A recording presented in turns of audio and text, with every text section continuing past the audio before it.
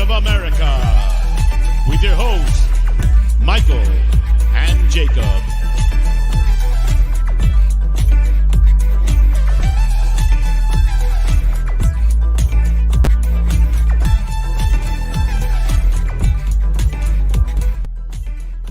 Yes, welcome in. How are you doing? Happy Thursday. We are about 2 days away from Ange Ball, ladies and gentlemen, so if you ain't strapped in yet, go ahead and strap yourself on in. We are about to kick things off, but how are you doing? We are almost at the end of the work week, and that's quite a good feeling, if I may be honest. But welcome in. I'm here. Chewy's here. I've got a great guest lined up in the back for y'all, so I believe making a debut on the channel. Maybe he joined me a long time ago, but a great guest nonetheless. If you know him, you know him. If you haven't seen him, you will see him, and if you don't know him, you will get to know him, is what I'm trying to say. But how are we all doing in the chat? Please partake in that poll. Hit a like on your way in. I see 20 likes and 32 votes, so 12 people voting, 12 people joining the party but not wanting to grab the free beer on their way in. I always say it costs you absolutely nothing, helps the party keep going. So hit that like if you don't mind it, or don't. It's really a free universe, so you can do as you want, do as you please, but do partake in that poll and let me know how you're feeling. The question of today is, what is the worst myth around Tottenham Hotspur? 41% are saying that Spurs are trophyless. That is the biggest myth. It is a big myth. I obviously have a list of our honors pulled up if anyone needs to see the evidence. But that is a big myth. And now pulling to tie with first right now is the word Spursy, which is something I did want to talk about today in regards to Luton Town coming up. Obviously, you can make your assumptions there why I would connect the two. And then 21% says that Ange can win a trophy with us is the biggest myth around Tottenham Hotspur. I'm going to ask my guest, what he thinks the biggest myth around Tottenham Hotspur is from a non-biased standpoint. You know me, I always say I'm like a yin and yang of emotion and logic. And sometimes when they meet in the middle, you don't always know what you're going to get. Much like when lava meets ice. Which one will melt or freeze? I don't know. But sometimes I can be a little biased, and I admit that. I'm off the top, admit that. I'm not going to say that when it comes to Tottenham Hotspur, I can't be unbiased. But let's see who got the first place prize before I bring in the guest and say what's up to the chat. It is Scott M. What a turn of events. It is Scott M., YouTube chat member extraordinary. He gets double first place prize. First YouTube chat member in the house and first chatter in the house. It says, as usual, you nail it with the one rational poll option. Big up, and I hope you have a great show. If you know Scott M., I always try to present at least one option that is a Scott M. option. That is for the Spurs fans who feel like Scott M. All right, he's the villain we all love. You know what I mean? Like, people don't like the Joker because he kills innocent people, but at the end of the day, the Joker's still a very great villain in the story of Batman. So Scott M., big up, appreciate you being here. Obviously, he's referring to the fact that the biggest myth is that Ange can win a trophy with us. We'll get into it. I'll say what's up to people in the chat as we go along, but please do hit your like on your way in. Grab that free beer and enjoy yourself. But without further ado, let me welcome on, I believe, debut. If you, how do I put this? He's my Texan brother. If you didn't know, now you know. He's my Texan brother. But if you subscribe to Never Foul, Footy Judge Mo, or This Is Football, or Staffy TV. I mean, I could go on and on with the number of channels this guy goes on, but we are blessed today to have in the house for just a limited amount of time the one and only Judge Mo, a hot commodity amongst you two. How are you doing, first off and foremost? I'm doing all right. Thank you so much. Just let me get the coffee. Come back. Oh, there you go. Go ahead and get that coffee. I'll say what's up to the chat while you go and dip. Let's see who else is checking in. Wolf's I'm here. Oh, you're here. The coffee's right there. Oh, okay. I thought you needed a pour cup. It's a coffee, Lavazza, of course, the Italian, and it's a little bit something to drink on the side. So I like that. I'm just sipping day on my is water. long, Jacob. I'm happy to be here, everybody. Make sure to hit that like button if you haven't already. I think we got 50 people in this house, and the likes don't match the people. So if you're watching this stream, you have to hit that like button. It's free. It doesn't cost you a penny. Do you charge your people for watching you? Not a single thing. I just say there's free beer at the door. It's up to you whether you choose to grab it and bring it into the party. Now, you're coming to the party regardless because you already checked in. You're tapping in with United Spurs of America. I say that's the way I say it. Just grab your free beer. Even if you're not drinking tonight, just grab the free beer, set it inside the party. All it does is make the party better. So, but I do have to admit, the last month or so, there's been a loyal, faithful following that have we average around 150 likes per stream now from live viewers and watchback. So big shout out to anyone who is watching this back on playback. I appreciate the support in that manner, because just as good as a live view, I say. But Mo, lots to talk about. Obviously, Luton's coming up. We have an international friendly. Tottenham just played Liverpool. Tottenham just the week prior to that had played Arsenal. I just want to ask, before we look ahead, what do you think so far from what you've seen from Ange Postecoglou managing Tottenham Hotspur in the Premier League? Exciting, a stubborn man, very stubborn man, and a man of principle. I actually didn't know anything about him. I said it's a very underwhelming appointment on the football terrace and on Never Fallon everywhere. To be honest, I said this. I actually thought that Spurs, if we still Harry Kane, will finish 10th. I didn't see this coming. I thought the Premier League is tougher than this, because I've seen managers come in and fail. But yeah, it's too early to judge. But to be honest, just the early signs say that this guy knows what he's doing. He's not joking around. He can get the best out of his players. Players will make mistakes. Of course, players will make mistakes, and we see them every game from Spurs. But at least you're sticking to a plan. You're sticking to a principle. And I think that will get you places. And I think he improved a lot of people. So let me just say something for the people that don't know. Me as a neutral, it's exciting to watch Spurs. I haven't seen that for a while, even though I'm not a Spurs fan. Like, I would have the Spurs game in one of the screens when I watch games. This is something that you couldn't have said that last year. You couldn't have said that the year before. You know what I mean? Like, Spurs is one of the teams that if there's a 3:00 game in England and it's one of 5 games, you would choose Spurs, of course, because it's just they're good in the eye, and then that's it. And Ange Postecoglou, when he first came to Tottenham Hotspur, again, like you said, you didn't know much about the guy coming in. For me, I didn't know much about the guy. I watched him manage one match intentionally, and that was his final match with Celtic, which was in the Scottish Cup, I believe it was. 2-1 victory. And I mean, take away what you will from the match. I just was like, okay, this guy, doesn't matter if they're a goal up, they're still going to be chasing the goal. So I like that off the jump. And then I had a guy, Paul Beatty. He runs a channel called Hotspur Hippie. So shout out him every single time. But he was the first person to ever mention Ange Postecoglou to me. And one of the first things he said was, you're going to fall in love with this guy before you even see him manage a Tottenham game because of the way he conducts himself. So as a neutral, from the things you've heard him say, now remember, I want to caveat this. I'm going to make this a loaded question for you, Mo, because from the moment he joined Tottenham Hotspur, it was, what are you doing about Harry Kane? Are you replacing Harry Kane? Is Harry Kane staying? Here's a Bayern Munich jersey at a press conference. I mean, this guy has been tested essentially from the very first moment in the media's eyes, not even before he managed anything on a pitch in front of our eyes, at least. I just think he was kind of thrown to the deep end and was forced to swim, and he's looked kind of really cool, calm, collected, like he's not a fish out of water. What do you see from how he conducts himself as a man in press conferences? Because remember Conte, I know you know Conte very well. I love Conte. He's one of my favorite coaches ever. I loved Conte coming here, but we were just not. We were not here. He was here. We were not here. And so when he's trying to fire here and we're firing here, it's just never going to work. And I mean, we know that. So this notion, listen, Jacob, this notion that people want to conduct and this notion that people want to tell, that Ange Postecoglou, he's new to the league, he won't be able to conduct himself. Listen, this is a man, a grown-up man in his 50s, if I believe, and late 50s, if I'm not mistaken. 58, I think. Yeah, so has coached 57. everywhere, has coached national teams. And so he has been asked all kind of questions in the history of football. Him not having experience in the Premier League doesn't mean he's not a grown-up. Good point. Just because I ain't been listening doesn't mean he ain't been talking. I hear you. Yeah. Exactly. Like, this guy has been asked awkward questions in Australia, in Scotland when he coached the national team. Like, it's been there. You know what I mean? He coached in Japan. Japan is like, what Japan is? 300, 200 million people, if I'm not mistaken.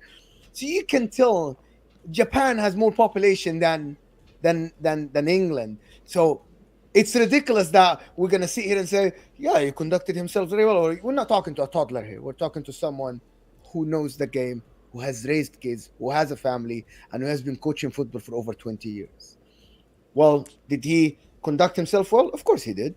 While on the pitch in the Premier League is completely different. You can be 60 years old and come to the Premier League and don't know anything about the Premier League and you'll fail, but he didn't fail yet.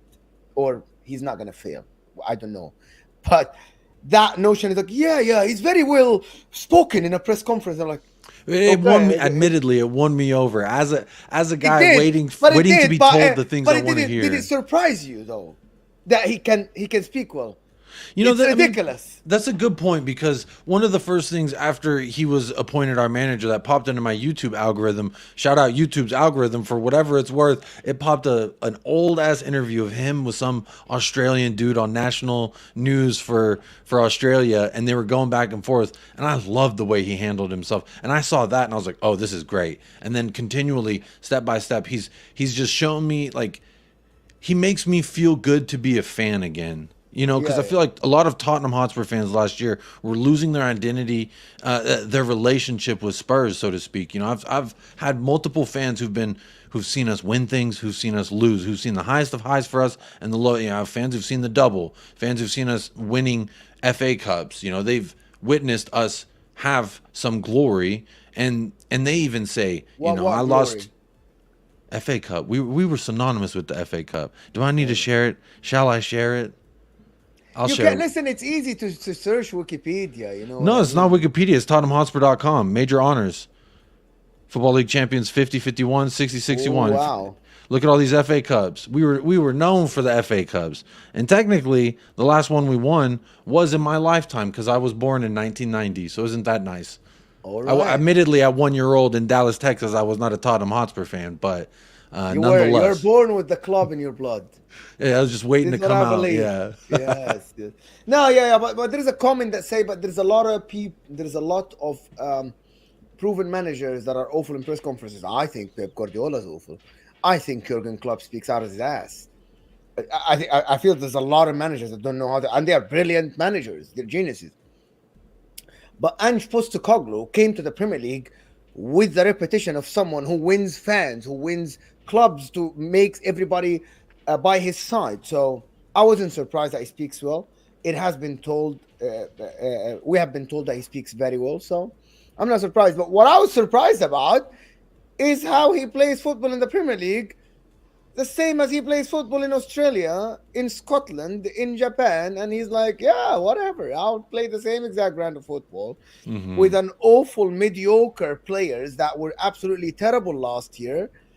And I'm just going to get the best out of everybody and prove you all wrong, that I know more than you, which is very surprising. But just to summarize the start of the show, Ange Postecoglou has surprised everybody, including Spurs fans. And if anybody tells you otherwise, you're a liar. You lie, you lie, you lie. You look at the mirror and you lie.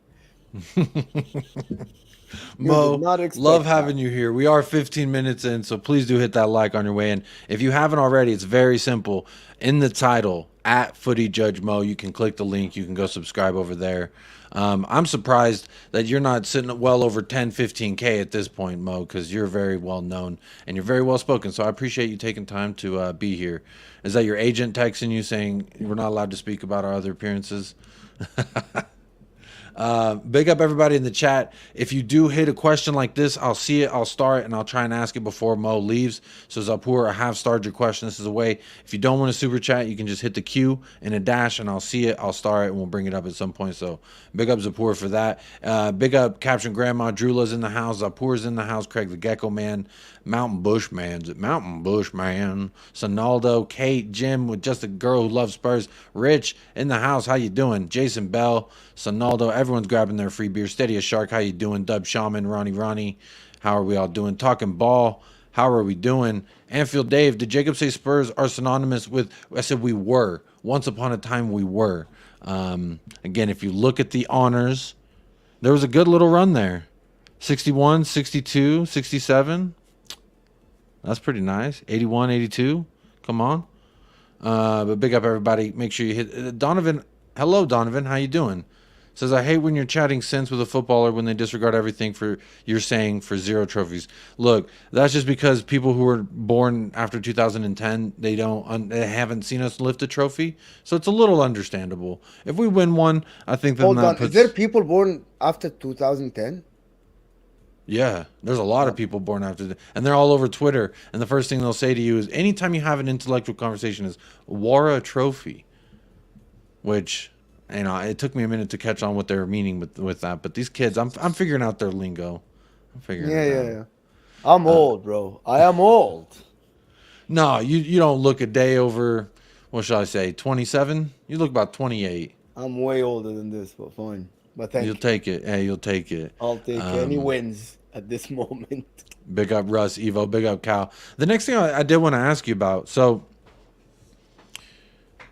I'm not going to talk about Liverpool. That's we've talked about it Why? so much. Why? Because we've talked about it so much. No, on because this it's channel. awkward. Because it's awkward. I know, and you have seen me, and I know that you have watched me. Because I know that you have watched me on the top 6 on the terrace, on Never a Foul, on Sam's channel, on my. I know you know my opinion, but maybe the people you have here don't know my opinion. But anyway, Let them know, Mo. What's your take? I'll open the door then. I was gonna. Long story short, I Yeah. thought you were favored by the referee. I think it's an honest mistake, incompetent mistake, the Luis Diaz thing. But I think that the Jota yellow card, the second yellow card, is absolutely a howler from the referee. And The second one or the first one? the second. From the second yellow from Jota, where he went to ground after Yeah. getting dispossessed. You I thought just that was a shared the howler? tweet. I'm telling you, I just shared the tweet. So let me explain to you why this is. There is no rule about the yellow card in a tackle, right? Like as long unless it's an in danger, it's all to the referee's discretion. Do we agree on this? Like this yellow card was to the referee's discretion. Do you agree that it's not a law? He didn't handle the ball. He didn't grab a jersey. He didn't, right? And he didn't endanger an opponent. Do we agree in the first point? To reach a conclusion, I'm going to ask a series of questions so you can reach the same conclusion on me, or at the middle you tell me, no, you're wrong. Okay?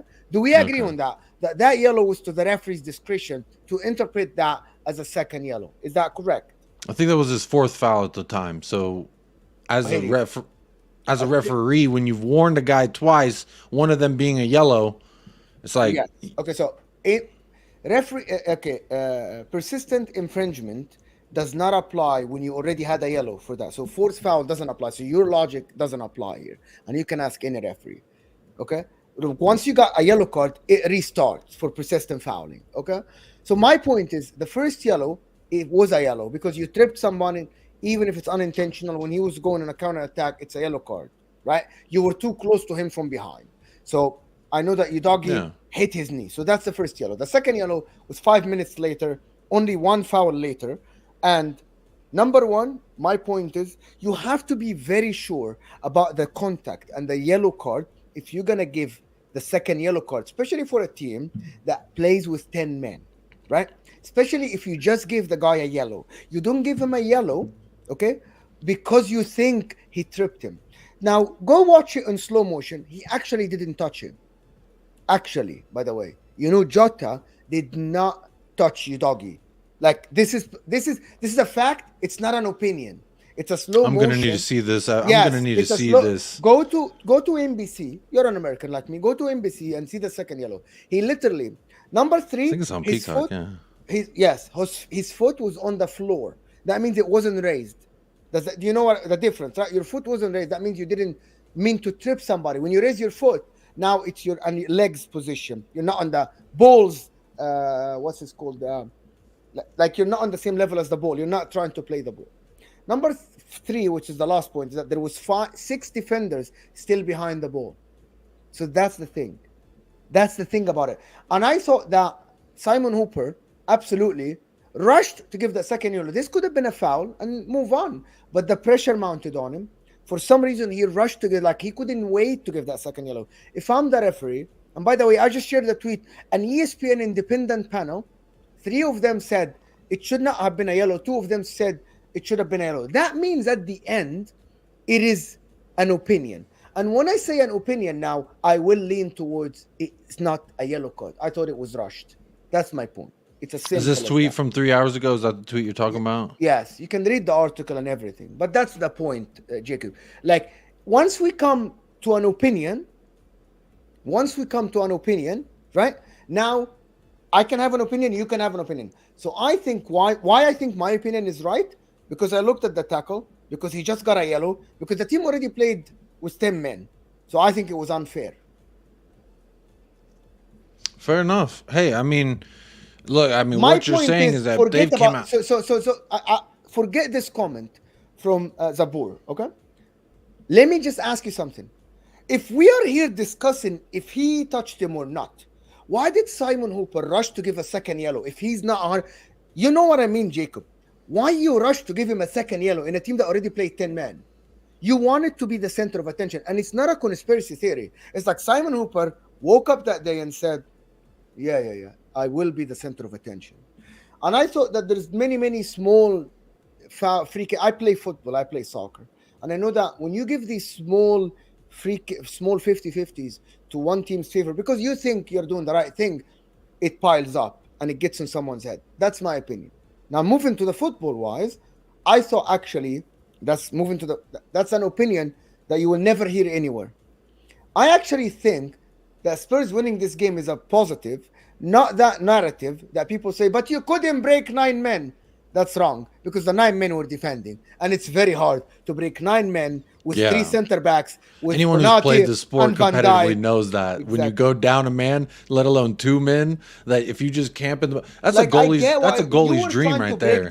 You're trying to break them down, but let me tell you the difference between you play against 9 or 10 men and you play against 11 men. I don't know why I'm reaching Sophia. I literally shout out Sophia's football talk. I literally explained myself why I think the second yellow. But my point is, when you play 9 or 10 men in football, you are focused on one aspect of the game, which is defending only. As a defender, as a fullback, as a defensive midfielder, you are thinking about 2 aspects of the game when you have 11 men. Your coach gives you a plan to go forward and to defend. But once you went down to 9 men, all you can think about is one aspect of the game. You are not thinking about going forward. And it makes it easier a little bit for you. I'm just thinking about, this is my mark. I don't have to worry about going forward. I don't have to worry about my positioning when we get the ball. It's simple. That's it.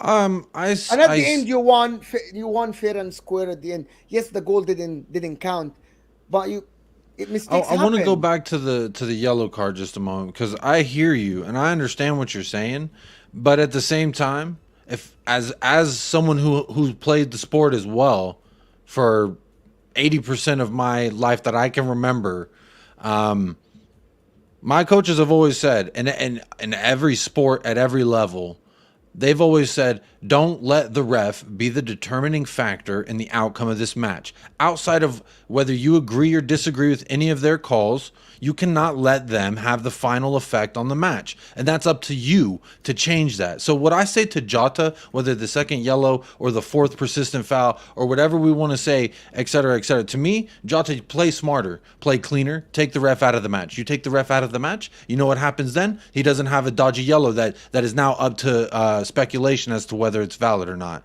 To me, the best way to do it, the best way to keep those the cards in the ref's pocket was to play cleaner. He didn't play clean. Let me ask you something, Mo.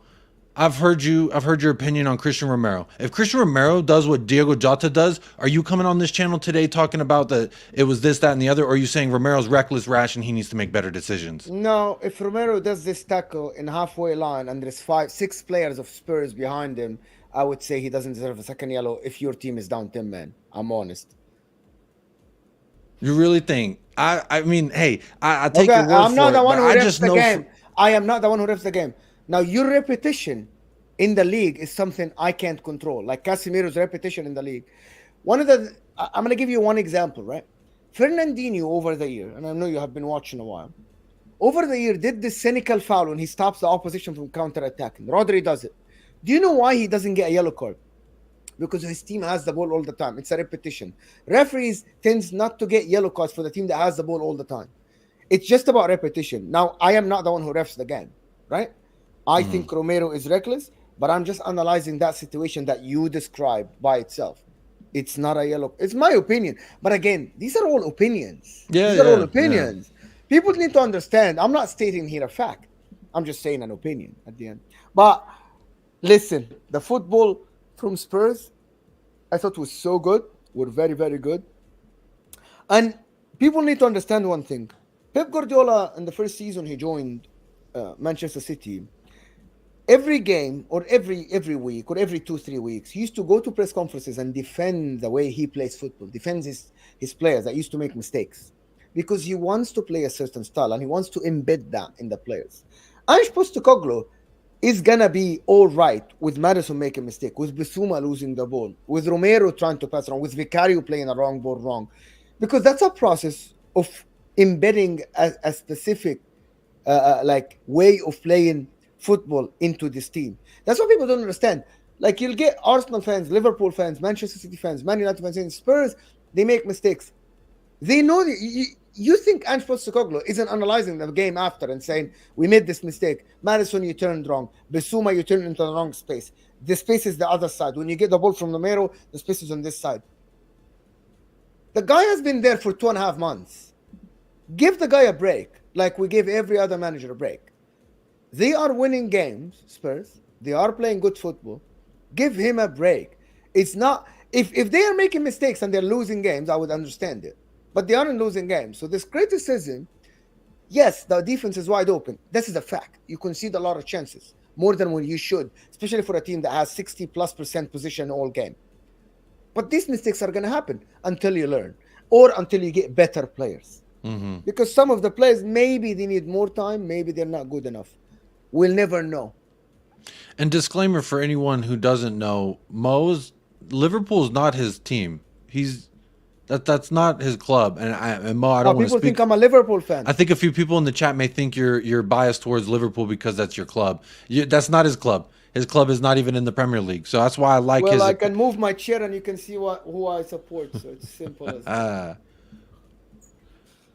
Well, no, I do want to move away from the Liverpool thing. So Yeah. it is what it is, and I think I like the fact that history's going to say victory for Tottenham Hotspur. I do like that. Nobody will remember this. Promise you, 1 year from now, nobody will remember this. If people will remember that you won against Liverpool, that's it. Yeah, exactly. At the end of the day, no one's still thinking about Oliver Skip and the fact that half his face is missing from, and it's still in the bottom of Diogo Jota's boot. We're not talking about that from last year. We all talk about. My chair just fucking went down for some reason. But big up everybody. I do want to pivot a little bit and start talking about the fact that Tottenham Hotspur started to pick up some injuries. Came out yesterday. Maynard Solomon. Obviously, Tottenham Hotspur have tweeted it. That they've confirmed, I guess is what it is, that Maynard Solomon. Here we go. But that's the wrong tab. Share this tab. So Perisic got an ACL injury. Maynard Solomon, meniscus injury, and he had surgery today. So, Mo, I don't know if you knew this, but our left wing is getting ever so smaller. The left wingers there are options at least. Bentancur, he's been rehabilitating, getting a little bit closer, not close at all. I've heard Brian Hill. This was obviously a rumor that I saw about Ivan Toney leaving in January with Tottenham and Chelsea being destinations. I've heard people. Mo, let me ask you real quick before we keep talking about Tottenham Hotspur. Do you think there's any validity to stuff like this when Football Insider leaks a fact saying that Ivan Toney is considering leaving Brentford is like, I'm considering having a ham sandwich for lunch, but I might also have a turkey sandwich. I might not even have a sandwich at all. You know what I mean? Like, you could really write an article about what I'm going to have for lunch, and if you say I'm considering it, that means anything could be true. Do you put validity in any things like this, or Yes. do you think that... Yes. There is no smoke without fire. That means he's spoken to somebody. That means there's an agent that asked. That doesn't mean that the club that inquired and he Okay. said that he's open to a move. I think that's what it is. I've been seeing a bunch of content creators saying that it's Arsenal. How come... It is Arsenal. I don't know what is this. Most likely it will be Arsenal. I don't know why it says Spurs. However, why would Ivan Toney go to Spurs where he was an Arsenal supporter? That doesn't make sense. I personally don't know if I want a guy who's willing to, just because some chick in a bikini says, hey, get on camera and say fuck Brentford, come over here and say fuck Brentford, and then he would actually do it while he's still employed. So I don't trust it that a pair of titties wouldn't just get him to be able to say fuck Spurs, so I don't trust his judgment necessarily. I think he's a hell of a footballer. I've watched him since he was in the championship. I like to watch the championship and always see, kind of who's going to come up to the Premier League next, who went down, how are they looking, are they going to stay down, are they going to come back up? and what kind of players you might be able to find from different clubs and such. And Ivan Toney, for me, he was impressive in the championship, and I wondered if it would translate well, and it's absolutely translated well. I think he would make whatever team he goes to very well. I don't see why he'd go to Chelsea above any. Someone said he's a Liverpool fan, maybe, but I thought in an interview he said that he wants to join Arsenal, something like that. That's what maybe that's what Arsenal fans tell us. Every club they tell us that the player wants to join their club, so maybe they're right. You know what I mean? I like what you said there. There's no smoke without fire, because I was thinking about stuff like this, like when it gets leaked, that someone had to have said something to somebody, right? Whenever I hear and I'm seeing reports that Gift Orban in the summer agreed to terms, and then now it never happened. It's like that's the first part of getting a deal done, is agreeing to personal terms, club to player, and then you agree club to club. So I always wonder, I'm just real quick, a little caveat on Gift Orban. He's failed to score yet again today. I was watching him. What a boring match that was. Tel Aviv versus Ghent. I watched it for Gift Orban. His body language isn't good. He looks like a person who may have agreed to terms with a big club, and then all of a sudden it didn't happen, and now he's still playing where he's playing. And you know what? It is what it is. Sorry, my doorbell just rang. I want to make sure my wife's able to get that. But big up everybody in the chat. Keep hitting those likes.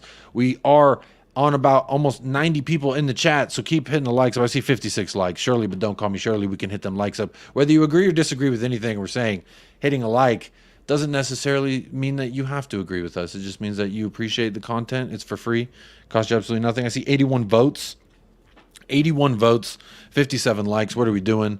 42% says the word Spursy is the biggest myth around Tottenham Hotspur, and 36% says the fact that Spurs, or the myth that Spurs are trophyless, is another big myth. The haters only at 14% saying Ange can win a trophy with us. That's a big myth. We have a myth coming up at the weekend, Tottenham Hotspur. So all signs are pointing to, where is it? Well, see, there's Tottenham. They tweeted about Solomon, which actually really sucks. It's very sad, though. Yeah, it's like, I don't know who's gonna play left wing for you now. This one. I think it's gonna be Richarlison. I saw Son was in training videos. He's been training with the first team, so it looks like Son's gonna be healthy. He'll run through the middle. I think Richarlison's gonna get to start at left wing again, like we saw versus Liverpool, and I think it'll be the same there. I am pulling up Mo's channel, so anyone go over there and subscribe. No, yeah, it's all right. I think it's in the disc. It's in the title. So it is in the title, but sometimes it helps seeing it in the chat. Sometimes it helps. You see it in the chat, you click on it. Because someone is atting me at Mo. Someone's saying at Mo, and I'm like, who's Mo? Oh, it says at Mo. Yes, he has said he wants to go to Arsenal. Yeah, man, listen. And Tone says he's definitely. I think Ivan Toney is going to be all about the money, and I don't believe that Spurs will actually be able to pay him the wages that Chelsea and Arsenal will offer. It's as simple as that. You agree on this? Like you won't pay him the weight. You won't pay him the 200 plus K a week. No. To get him. So that's the thing. I mean, it's very hard. Because you'll have to make him higher than a lot of your players, and so I don't think that's gonna happen. I don't think. But I think he would absolutely suit Ange Postecoglou, in my opinion. Yeah. A question from Mo. Does he think Spurs will be consistent enough this season to secure a Champions League spot? Yes, I put after the first 4 weeks, when after the transfer window closed, and I saw Manu Solomon and Van de Ven was over the line, I thought I put you fifth, considering that Man United will get better, but now Man United aren't it at all. So I think you're front runner to be fourth, in my opinion. Yeah. Jazz Fusion here says Spurs wouldn't pay for Raya. Yeah, why would we pay for Tony if we wouldn't go pay? It's interesting, and honestly, I'm not too upset with some of the business that Tottenham Hotspur has done as of late. How do you see it? We got James Maddison for 40. We sent Harry Winks the other way, ostensibly making that deal worth 30 mil to us for James Maddison, which I'm saying is the signing of the summer, hands down. Then we've got Destiny Udogie, who's come back from loan. He's looked absolutely phenomenal. We signed Mickey Van de Ven. You know that Maddison is my favorite player in the Premier League. I did not know that. Yeah, he is. He's absolutely. I mean, I don't even want to think about. And that has nothing to do with Spurs. that was Leicester. I actually just like the way he plays football, but I just like to see him play football. In my opinion, he's a very. I actually was before that. I said that he deserves to play more minutes in the England in the World Cup. I thought it was injured. I don't know. I can't remember if he was injured or not, but I thought it was fit. You know what's interesting about James Madison is I always didn't like him, but that's because he always played so well against us, and I thought he was like one of those. God, I hate this guy. You know, he's one of the guys I think you hate when he's not on your team, but as soon as he comes to your team, for me, this is my experience at least, because I was like, he used to talk shit about Gareth Bale, which to me, you don't talk shit about Gareth Bale. Them's fighting words. You talk about Gareth Bale. And Why is he talking shit about Gareth Bale? He was About 16 years old. He had some tweets where he was calling Gareth Bale a bunch of names, hoping that Spurs get battered and shit. And these are old tweets. He was 16 years old. We all say stupid shit at 16. So I forgive him for that. But at the time, you know, I'm looking at him at Leicester. I'm like, this guy's talking shit about Spurs. He doesn't like Spurs. Anytime we play him, he plays like he really hates us because he plays so damn well. And so that's what made me not like him. But, you know what? I think that's just a testament to how great of a player he is, because as soon as he came here, I saw him play one match and was like, wow, I actually love this guy. he's ridiculous, isn't he? He's ridiculous. And also, you know, kind of like we were talking about with Ange, the way he handled himself in the media. Kane just left. You're now wearing Kane's number, and they ask him, is it too big of a shirt to fill? He's like, no, it's about a medium. He just seemed like he didn't care, cool as a cucumber. And I like that. I like the people that's just, you know, I feel like if someone would have said that to Kane in a reverse situation, who knows how he handles that situation in the media. Same thing with Jose Mourinho in regards to Ange Postecoglou. Can I ask you something related to Kane, since you? Uh-oh. Yes, of course. You can ask me Do whatever you think want. if you genuinely, if Kane is still here today after 7 games in the Premier League, would you be saying that we will challenge for the league? We will go toe to toe with the likes of Liverpool and Arsenal. Maybe not City, because nobody knows City what is going to happen, right? Mm-hmm. But I'm saying, do you think you would have been there? You would have been more confident about this Ange ball? Kane being present doesn't change how confident or my hopes for where I see this project going. I think if anything, the fact that Kane has left has removed. It's not a project. It's not a project, Jacob. I'm talking about this season. This season specifically, my I'm talking about expectations. after 7 games now, you are where you are. I've seen Spurs fans say that we will battle for top 4. We are the closer to top 4 than any other team, maybe Arsenal and Liverpool. Yeah, I'm keeping the same energy I had in the summer, which was I just want to see us instilling a philosophy of entertaining football, which is what was promised to me by Ange Postecoglou, and I want to see us starting to make changes in the roster that look like we're building something for the future. Now, Mickey Van de Ven coming in at 21 years old solidifies that. We signed Ashley Phillips, one for the future. Alejo Veliz, another one for the future. We've established that there's going to be a pathway from the academy to our first team, something I've complained about for years. So there's been a lot of things that I've asked for as a fan, as a content creator of Tottenham Hotspur that I've begun to get, and it's all happening after Harry Kane has left. I don't think it's a coincidence either. I don't think it's a coincidence that we're playing so well and so free, because we've taken a guy who was a shoe-in captain and he's now gone, and it was now up to Son, Madison, and Romero to step up and be the face, the voice, the person in the locker room who puts their face on the line and is really that voice between Ange Postecoglou and the whole entire squad. So my point with Kane is I think we see a completely different Tottenham Hotspur at this juncture if he's still here. So the fact that he's gone, I think, is boding better to the fact of how the locker rooms, the way that the locker room is gelling together. I don't think it gels the same way if you still had Kane there, because remember, Kane's best friends were Matt Doherty and Eric Dyer and Ben Davies. Those are his friends. And if he's still there, I bet you Dyer's still sniffing around the club. So Dyer's been on the 20 once, and I'm so thankful that it has been just the once, because everyone still said if Ainge comes in here and plays Eric Dyer and plays these Sanchez and these players that we've been talking about, this is we have turned a page, and part of that page is Harry Kane leaving. And I'm just glad to see where we're at. But as far as to answer your question, I know I kind of went in a long roundabout political, like a politician would, and not really answer the question while trying to answer the question. directly, no, I don't think Kane would make me feel more confident now. All right. No, I but just wanted to Kane know Kane from in a any Spurs squad point of is view. Kane in any squad is an upgrade at the position. I'll put it that way. I'm not gonna, just because he's gone, I'm not gonna change the way I talked about him before. I still think he is the world's best striker at this current moment. The most complete striker in the world right now is Harry Kane. I mean, I'd be interested to see how he plays in. I think if he was here, I'd feel a lot better about the fact that Solomon and Perisic are both getting surgeries done on their knees. I'll put it that way. Having a world-class striker, you always feel better about. But as far as, does it make me feel better about our outlook going forward and 3-4 years in the future? No, because he didn't want to be here. I don't want people that don't want to be here, first and foremost. Son, at every juncture, has proven that he wants to be here. That was always my captain choice. And seeing him as a captain, flourishing as a captain, honestly, I'm just enjoying the way that it's going, to be completely honest. Yeah. So I do want to pivot. I know you got to go in about, 15 minutes, right, for El Aragua and at This Is Football with Hassam and Staffy and the boys. So I don't want to keep you too long. The show will go on longer after Mo leaves, so don't worry.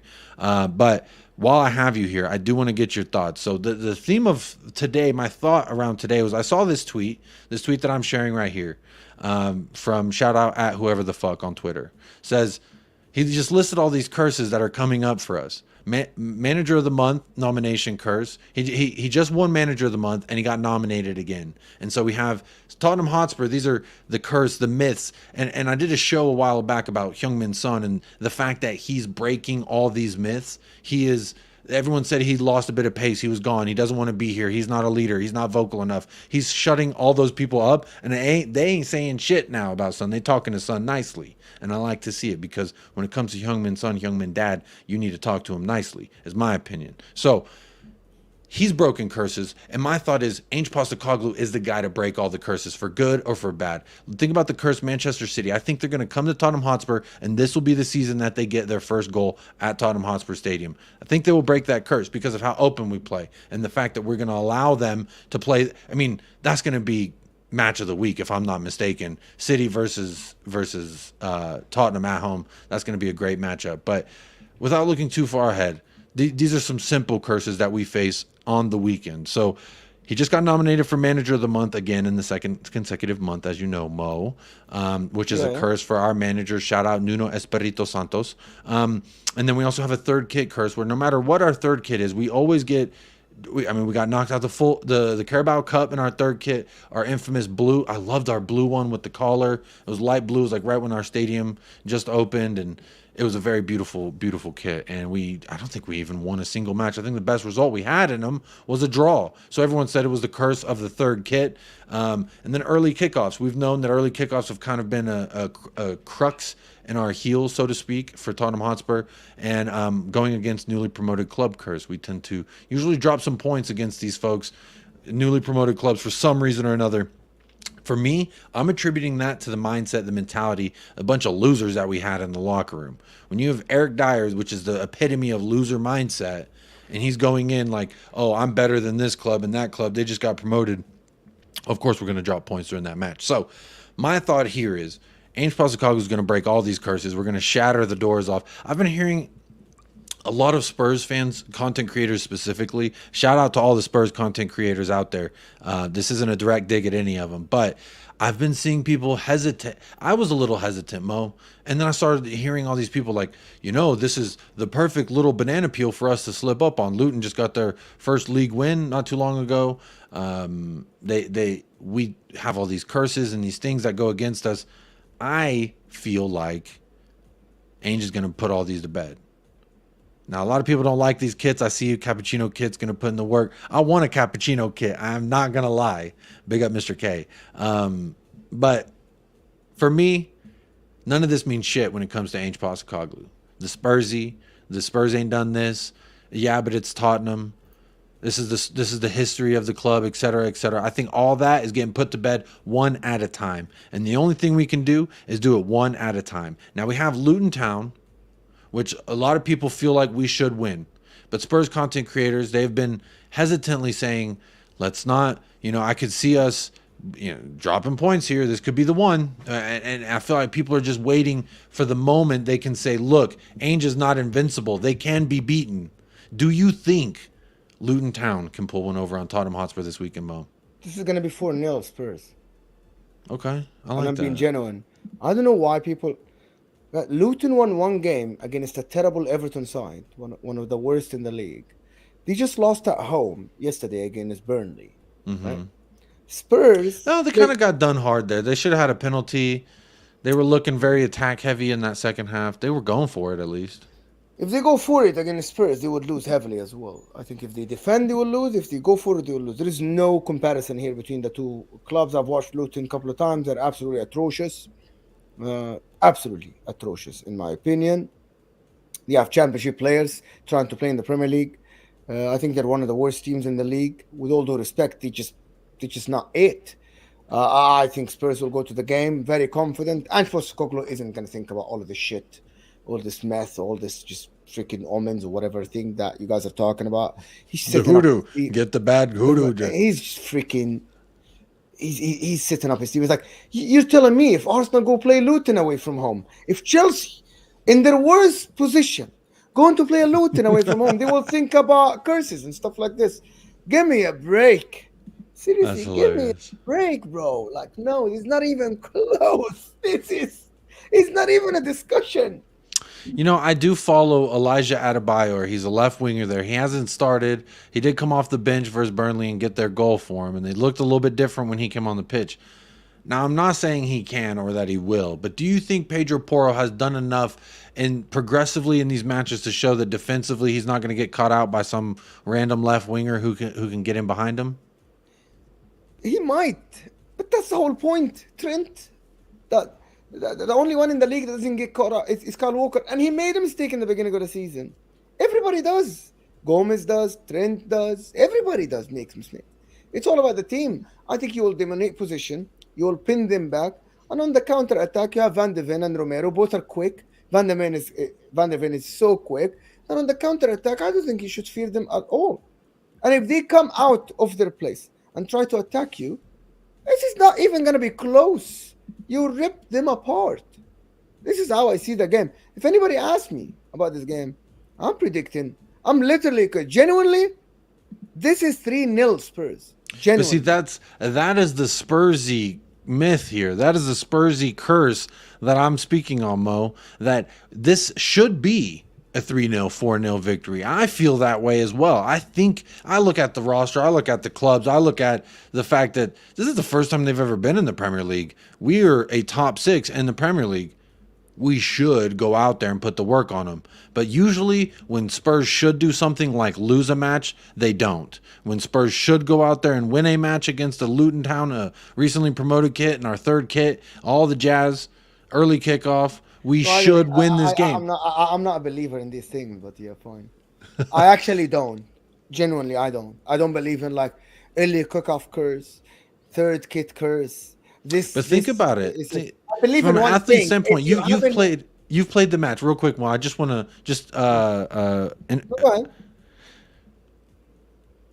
As a player. So when I played, I was very much like, if it's game day, if it's the day before a game, I had a specific schedule and a regiment. Now, if the schedule's different and kickoff time is different, you have to shift everything up a few hours. But if you have young kids who aren't used to the regiment, the style, or maybe they don't need that like I do, you don't think that can absolutely play a trick onto people's minds thinking, No, what if you usually take a shit at noon and now you're kicking a ball off at noon? It's like your body's a little thrown off. The only thing that plays in people's minds is that if you haven't won against a certain team for years,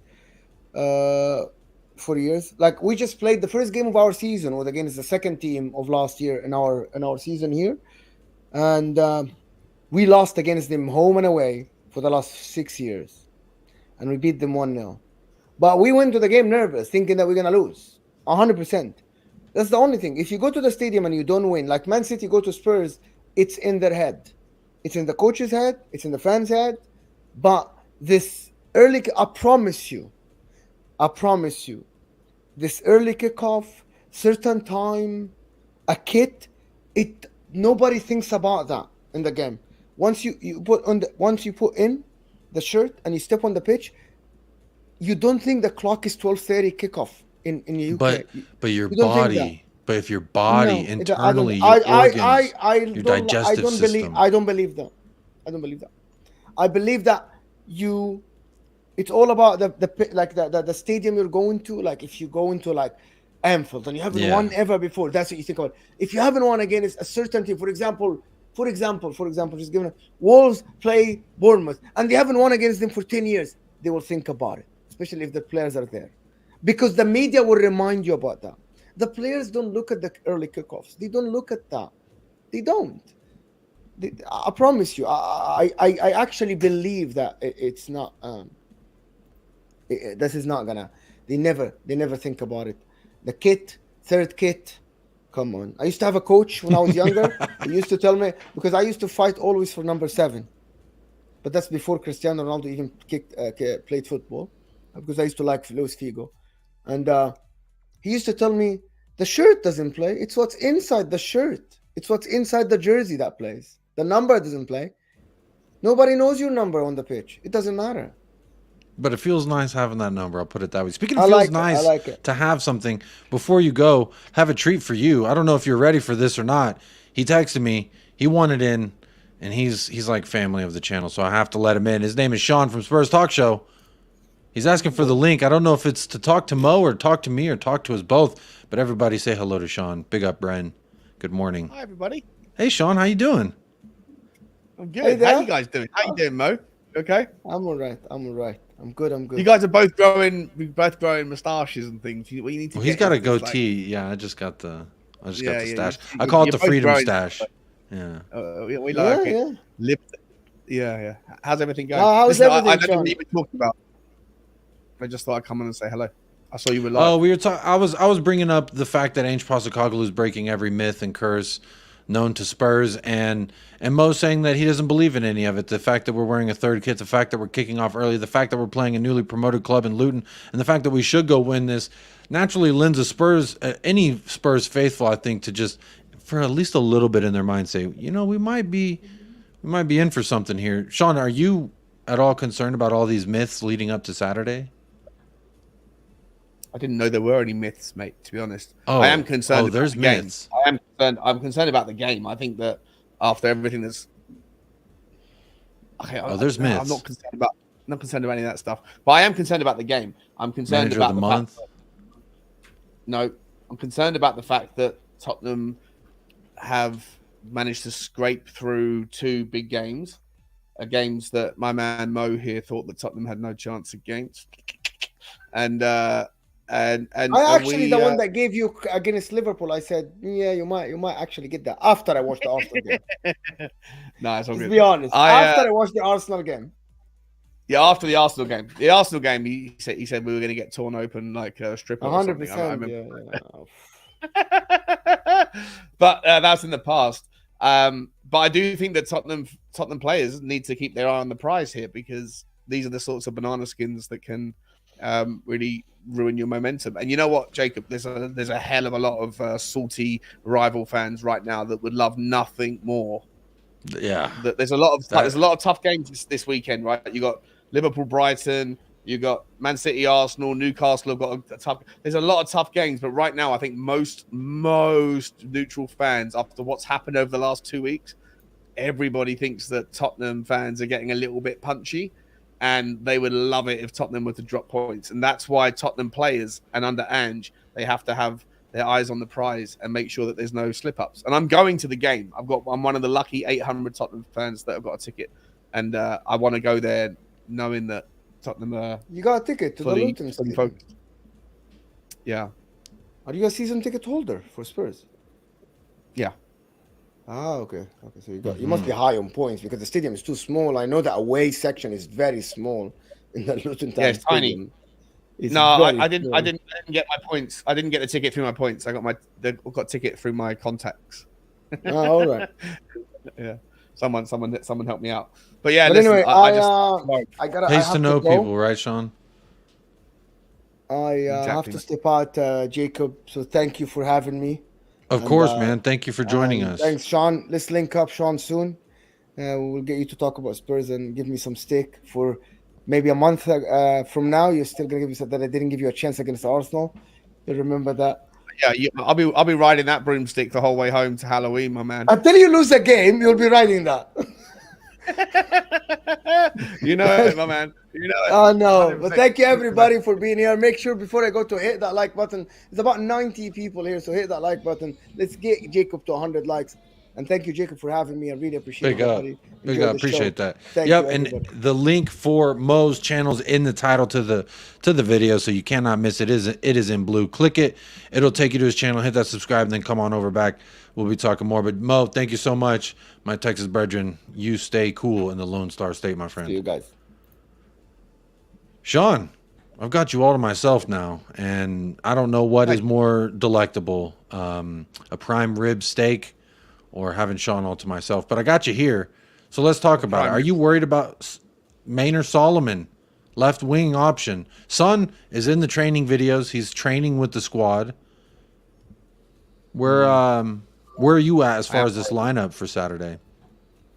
No, I'm worried, mate. I'm worried.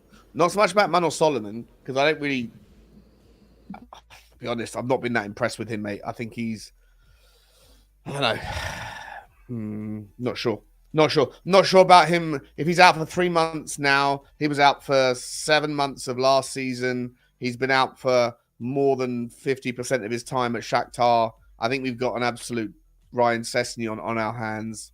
And I think we need to plan for the... I think you have to shake hands with the reality that a free transfer... Solomon's as bad as Sessegnon? Injury... Well, he's statistically, injury-wise, 100%. He's worse. He's missed... Yikes. He's I don't know how old he is, but he's missed more time. He's spent more time 23, I think. He spent more time on the sidelines than he has in the availability squad. And that's a problem. You know, like, this is the thing. Sometimes when you make decisions around buying players that are free transfers that have talent, then... Zappa's saying Solomon was free. He was free, but we've obviously taken up... You know, I don't know how much he's getting paid, but... At the end of the day, he's taking up a squad space. He's a good player when he's fit, but he's just not fit enough, regularly enough, and that is to me, you know, just a headache. So like when you sit there and go, oh, when people say we shouldn't be worrying, we got so many options on the width, we don't really, especially with the long termers. So, well, I think looking at our attack, our attack was something that I think we all felt like, okay, we have some options.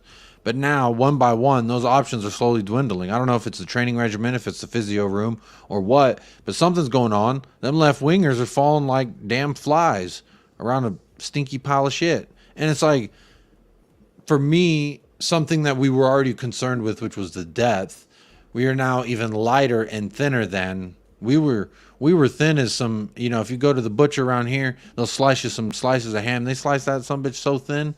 You better make sure they don't put their thumb on it when they weigh it tight thin. So my point being is we are that thin in our squad depth. I'm concerned, but I think the starting 11, we talked about it a little bit on Henry Wright's show yesterday, that I would go with the strongest starting 11 possible. If that means Son can start, then absolutely go for it. If Madison, Basuma, the other doubts, I know Brennan Johnson's out.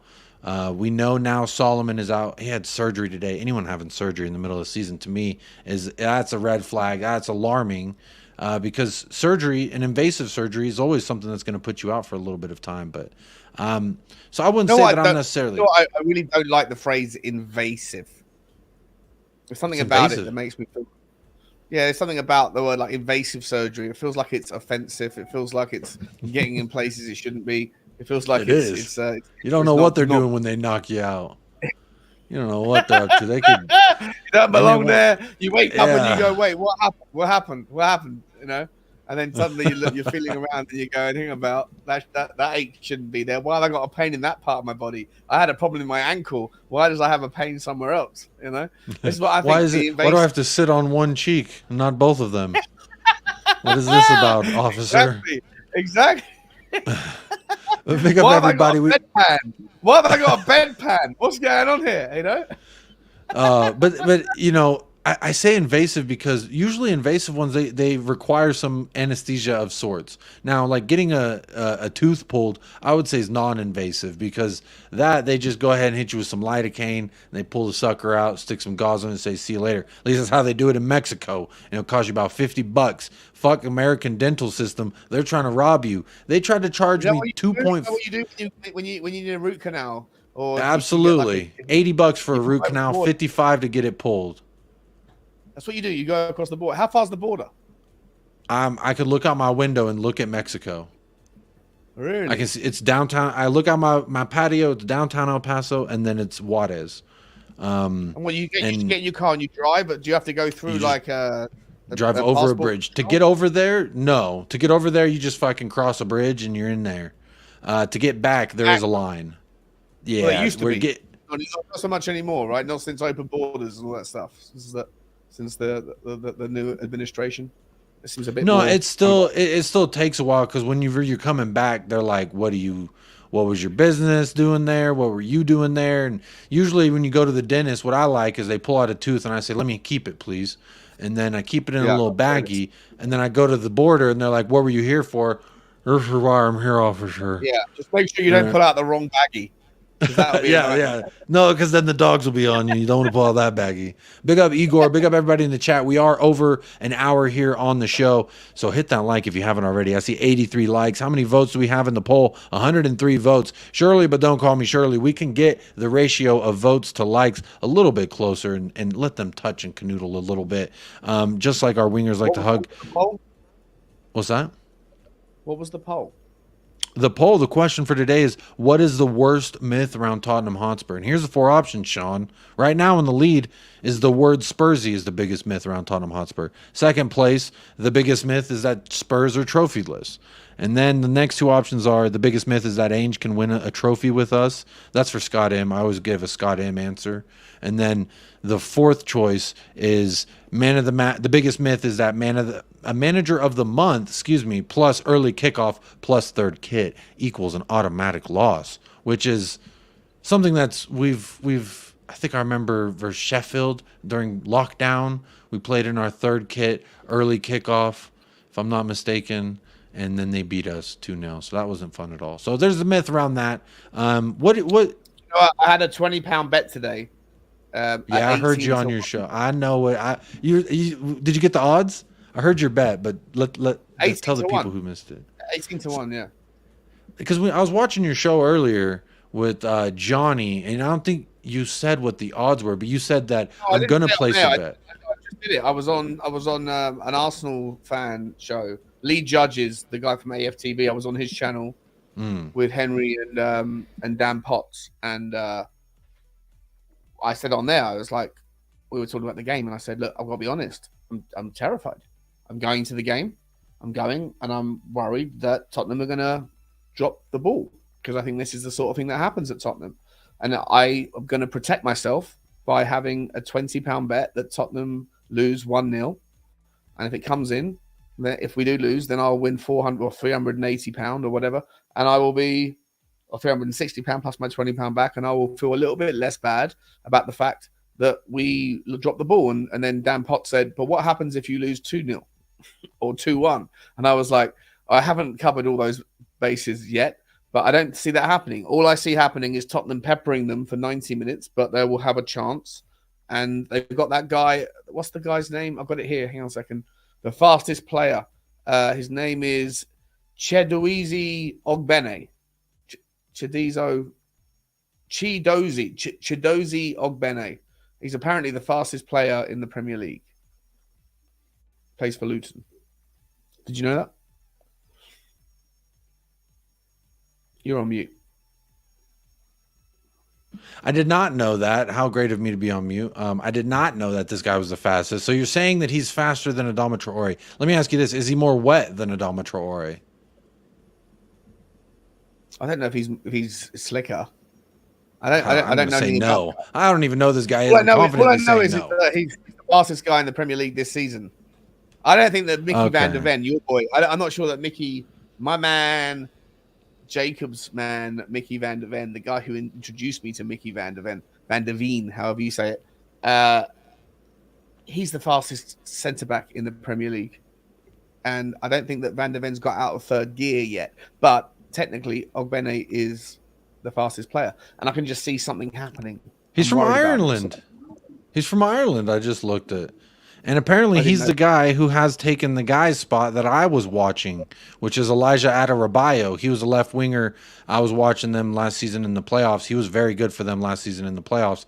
And I've been keeping an eye on him. He's done all right. I mean, he came off the bench, got their goal versus Burnley in their last match, and Elijah Adebayo. But apparently this is the guy that's taking his spot. I can go ahead and share that here so y'all can see who we're talking about. This is the guy. What website are you using? SofaScore. Okay. Chidozie Ogbene. Very interesting. Big up Phil Coys. I'll take this comment down. He's from Ireland. Look at that. Shout out Dave Hotspur and the Irish Hotspur. No. That's very nice. 26 fastest player. Apparently the fastest player in the Premier League this year. I'm just listening to someone else talking about. Johnny told me that today. And I was like, okay. Well, you know what? There's a rationale for me to think, do I want to lose 20 quid? I'm happy to do it if it means Tottenham win. Do I see Luton winning in any other scenario other than a 1-0 smash and grab? No. So should I put 20 quid and what's the odds? It was 18 to 1 and I was like 360 quid plus your 20 quid back.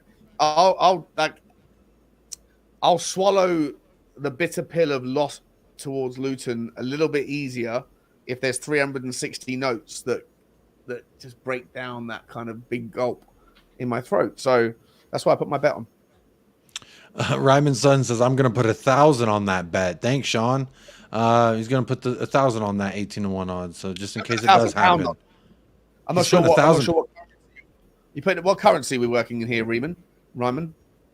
Maybe 1,000 rupees. That's how much I'll put on it. Zapur, 360 pounds for that. Yeah. I mean, I guess that would make me feel a little bit better. Look at Rick C. Look Rick C saying you're a disgrace. Bang. I knew this was going to, it's been coming. It's been coming. Where? I'm not wishing. I'm not hoping. I want us to win. I'm happy to sacrifice it. Yeah. This is like, I ain't got to explain it to you, bro. I ain't got to explain it. I'm fine with my rationale. I understand the rationale. I don't know that I could consciously just like, yeah, absolutely. And for you, I think it's, everyone's different, right? They all can make bets on what they feel is morally okay. I would feel like I'm betting against my team quite literally and like emotionally if I did that. So I don't know that I could. I'm not emotionally involved, mate. I gamble all day long, every day. I gamble on a million things. I bet on. That won't be the only bet that I make on the game. I will bet 25 different ways. I will have bets on Tottenham to win 4-0 and 5-1. I'll look for value, and I think at 18 to 1, Luton to win 1-0 is good value. That's why I do it. It's not because I'm betting against my team. I guarantee you, I'll have more bets that are in favour of Tottenham winning than against. I'm not going to lie. No, Rick. You're not joking, bro. No, bro. Like, no. You've said it now. Me and you ain't friends anymore. Nah, I'm only kidding. Rick, I agree with Rick because honestly, when you said it on your show that you would place the bet for Luton to win 1-0 because the odds were great or whatever, I was going to type out a comment and I was going to be like, shame on you, Sean. Shame on you. But it is an insurance policy. I mean, it's like when you go skydiving, you don't just have one parachute, right? You have two, just in case the main sturdy. Do you want to hear a story about parachuting and in terms of insurance policies? Yeah. So I was in Dubai a long time ago, 13, 14. I was probably 23, so maybe 15 years ago. I was in Dubai. I went to Skydive Dubai, or the Dive Dubai, whatever it's called, and it was it was at the time the highest skydive in Dubai or in the world. And I went there, and it's actually God's honest truth. So I'm sitting there, and I was gonna do the kind of someone was gonna be on my back, right? And they give me an insurance policy, and I'm sitting there filling out like the indemnification thing, and I'm asking the question. I'm like, why? What on God's green earth is the point of filling out an indemnification on the company? And I asked the woman who was asking me to fill it in. I said, why do you want me to do this? She's like, well, because you've got to like do the waiver. And I was like, yeah, but if something goes wrong in the air, the last thing I'm going to care about is going to be suing you because I'm dead, right? Like, if the parachutes fail, I'm out of here. So I don't. With that really care. 1% chance that you land on something soft or you get, something breaks your fall, you know. Plenty of people Just as I falling was out. saying that, I was turning around, I was saying this. I was like, okay, so I'm having this conversation, and then this guy comes over to me. He's in my shadow. He's behind me, but I can feel his presence. And then I see someone else come over and say to him, "Hey, are you okay, dude? Are you okay?" And the other guy's like, "Yeah." And I turn around, and this guy has got like, I don't know, two fingers worth of width.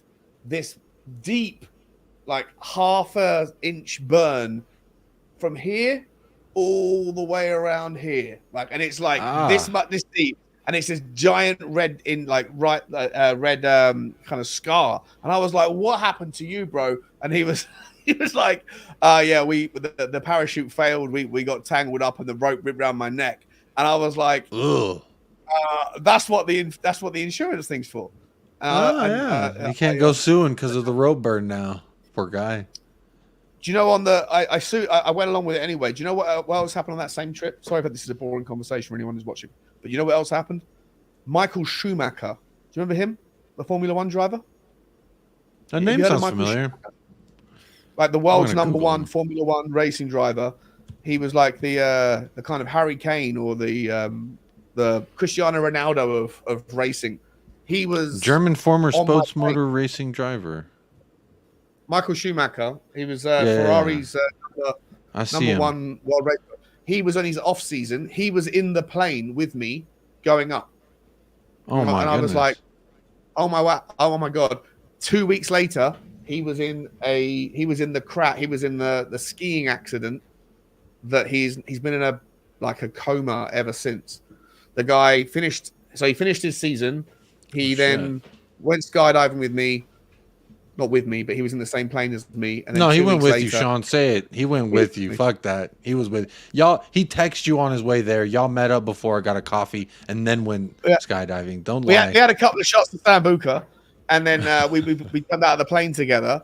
And I think it was about 2 weeks or 3 weeks, maybe a month later or whatever. I'm back in England, and I find out that he's been in a skiing accident down the Alps, and he's been in a coma ever since. I'm never going skiing. I'm never going skiing. That's that, because shout out Sonny and Cher.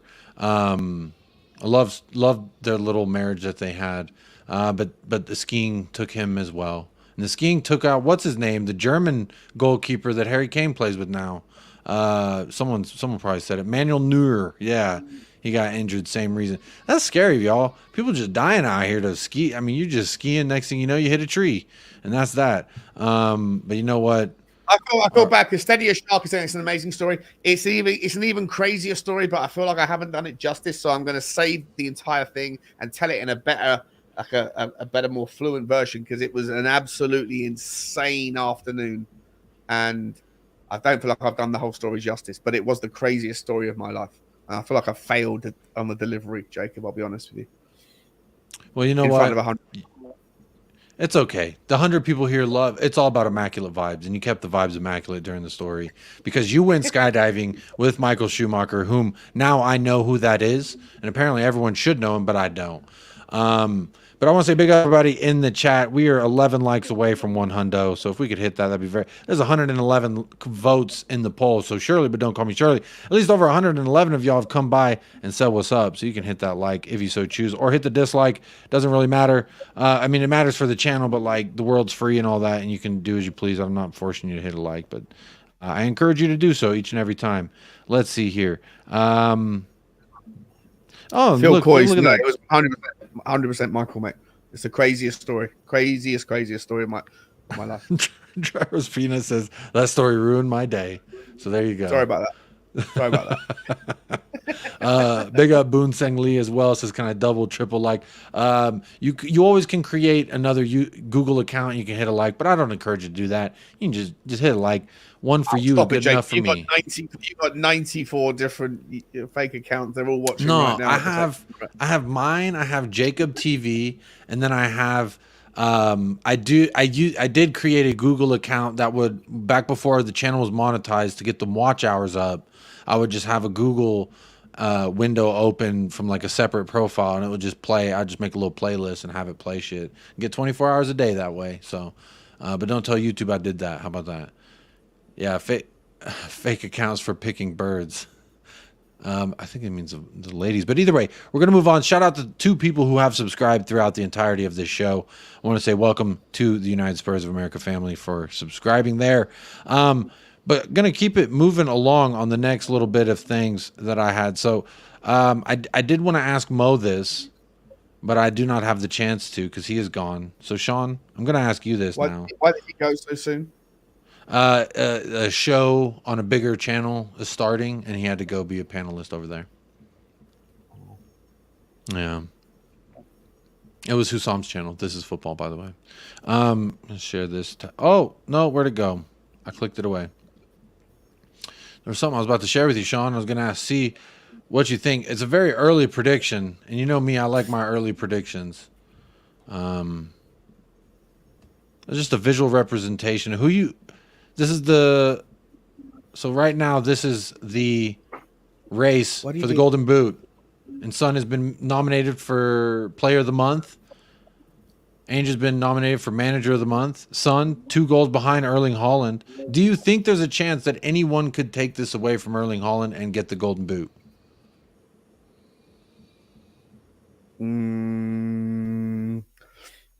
Yes.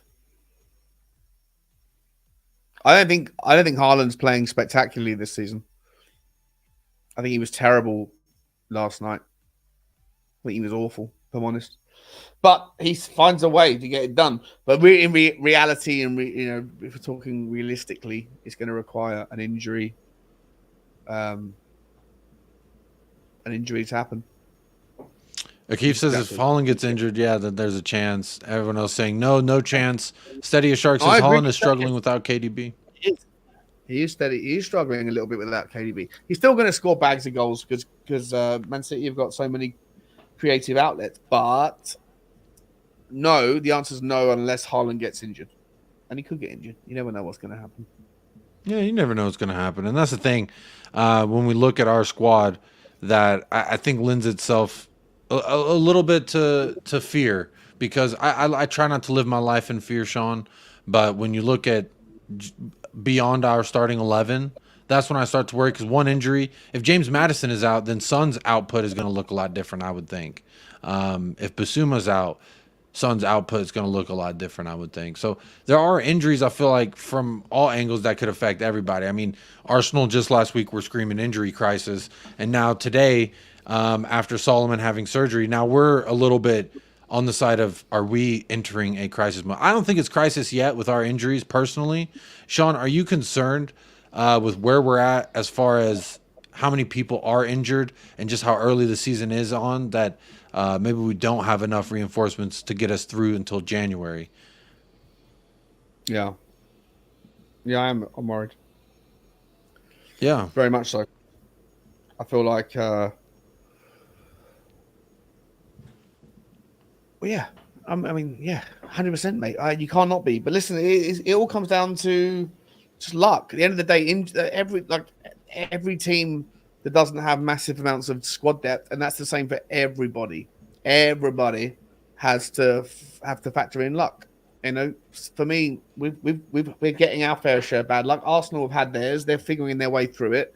Tottenham need to find a way to get results in spite of injuries, and obviously hope that there's nothing that's going to really, kick us in the arse before January. Lo Celso's injuries going under the radar. Most people didn't even know Lo Celso was injured, by the way. Like so many Tottenham fans are like, "Oh, if Maddison needs a break, just bring in Lo Celso." And I'm like, he's been injured. He's injured. But a lot of people don't even realize it because he hasn't played that very few minutes, right? So, well, Lo Celso, I know, lives in the physio room anytime he's with Tottenham Hotspur. He's never available.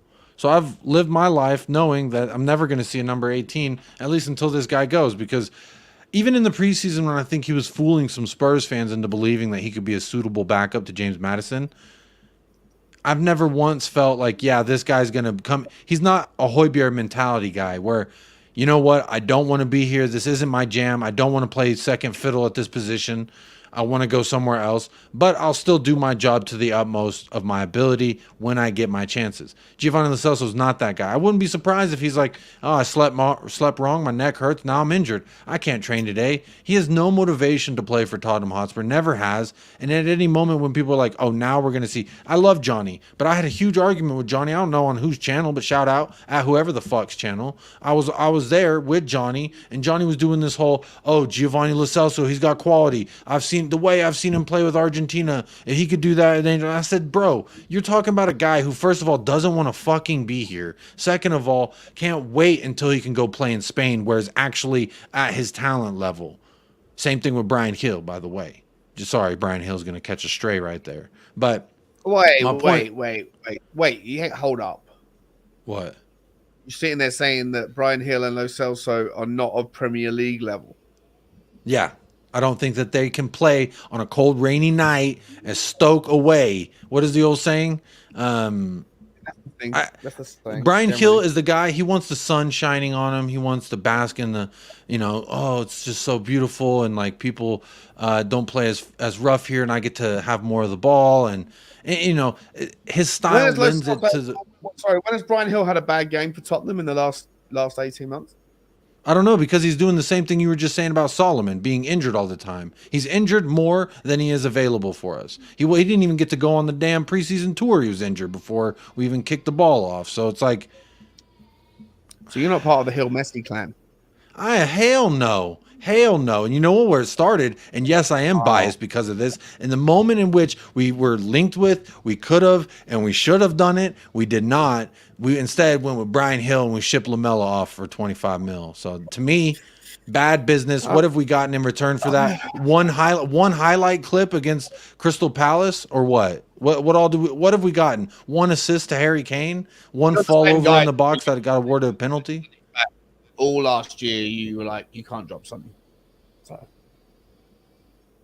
wait, say again the first part. All last year, you were like, you can't drop Sonny, right? You were anti. Yeah. Well, he was better than any of the other options. Sonny at his worst is better than Brian Hill at his best that I've seen, and I stand by that. I would always start Sonny over Brian Hill 100%. I'm glad I know this.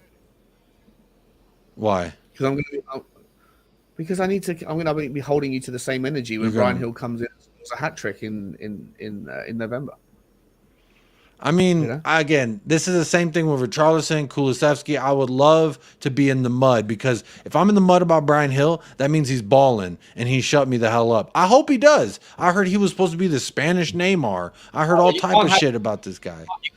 You can't force the take on, like, I was always pure about Richarlison. Like before we even signed him, I was like, don't want him. Now, because of that energy, that consistent energy that's been right the whole time, if he now does really well, then I can play the win-win, where I'm like, if he's wrong, if he's terrible, then I can say I told you. But if he scores a hat trick, then I'm in the mud, but Tottenham do well. So I've got that base covered where I can be the win-win. But you can't do that with more than one player at a time. And you're doing it with several. Why not? That's like having bet. That's just what you did by hedging your bets. You got this bet going. You got this bet going for all potential outcomes. I hedged the bet with one negative. I'm not sitting there putting 20 quid on 1-0 Luton, 2-0 Luton, 3-0 Luton, 4-0. I'd pick one scoreline. If Tottenham lose 2-1, I'm doubly in the mud. I lost money backing Luton and Tottenham lose. You get to pick one player. This is the rule. You said you're looking for value. I'm looking for value. What value have I gotten on return? Tell me, with Brian Hill, with Richarlison, with Kulusevski. There's a difference there. Oh, wait a minute. Wait, sorry. I'm so glad. Are you on the anti-Kulusevski chain? I'm not anti-Kulusevski. I'm just waiting till he stops frustrating me. Oh, the energy. How about this? Here's the energy you're going to have to carry right now. Okay. This season. Yeah. You ready for this? I'm ready. You ready for this? Yeah. If I'm going to say that there's a player that I'm about to talk about, I think you know who I'm going to talk about, but I'm just going to shout out the stats. And I'm going to see if you can figure out who I'm talking about. In the entire Premier League, this person is fourth in the Premier League, in the entire Premier League, for key passes. He is second in the Premier League for progressive passes received. He is third in the Premier League for passes inside the penalty area. He is fourth in the Premier League for shot creation actions. He is second in the Premier League for touches in the opponent's box. He is first in the Premier League for carries inside the penalty area. And he is first in the Premier League for progressive carries. Tell me again why you hate Dejan Kulusevski. Because I feel like if you have the ball 100 times, surely, but don't call me Shirley, one of those chances you could lay that hoe up. Surely you could. I'm saying he scored goals. He's got assists. This guy needs some respect put on his name. Fair play. He's frustrating. Like on the seeing eye, you see that I get annoyed as well. He's predictable. I just like how many. I just specifically remember. Rubber meets the road. He's fourth, second, first, and first in the Premier League for things that are materially impactful on the rest of the team. I've been screaming this about this guy. Yes. He does things that do not reflect in the stats. I remember you were talking about his tracking back and the fact that he wins possession back for us in key areas and covers that right back position defensively. This guy is a team player, and you, my man. Yeah, oof, indeed. Oof, indeed. Oof. Hey, again, this is a guy. I just like.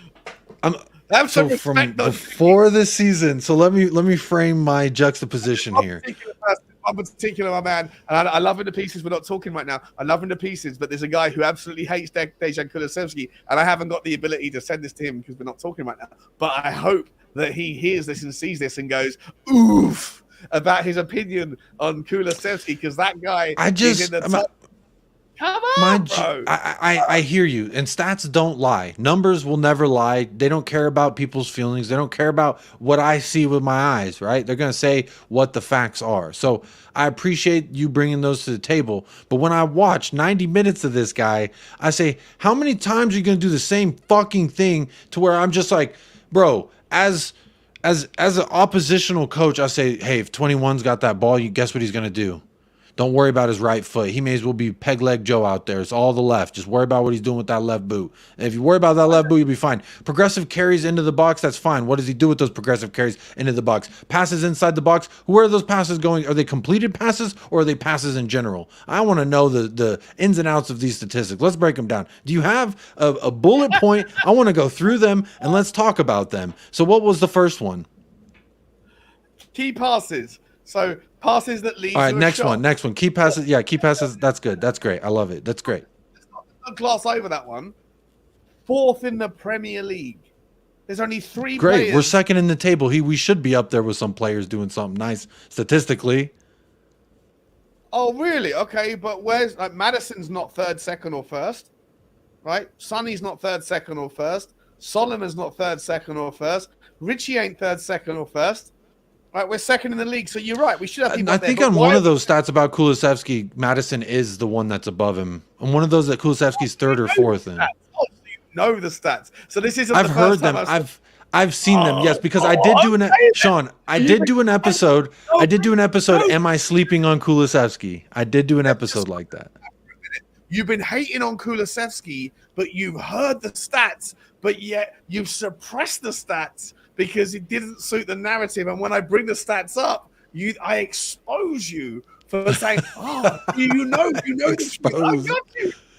Expose me."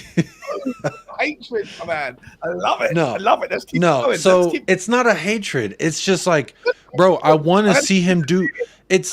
Look, you know me. I like Adama Traore. The stats aren't going to say Adama Traore does a bunch of things well, but I could sit up here for 30 minutes and tell you the things I think he does well and the things that I think he brings to an attack. Now, the same thing can be said about Kulusevski with and without the stats. So without the stats, before I heard those stats, I'd only heard about, I think it was 2 of them. I have the tweet still bookmarked. I have a show, and I pulled it up because anyone who tunes in... Slightly ahead. No, I hear you. I hear the verbal diarrhea. How you've been exposed, Jacob, and you're trying to figure out. What do you mean I've been exposed?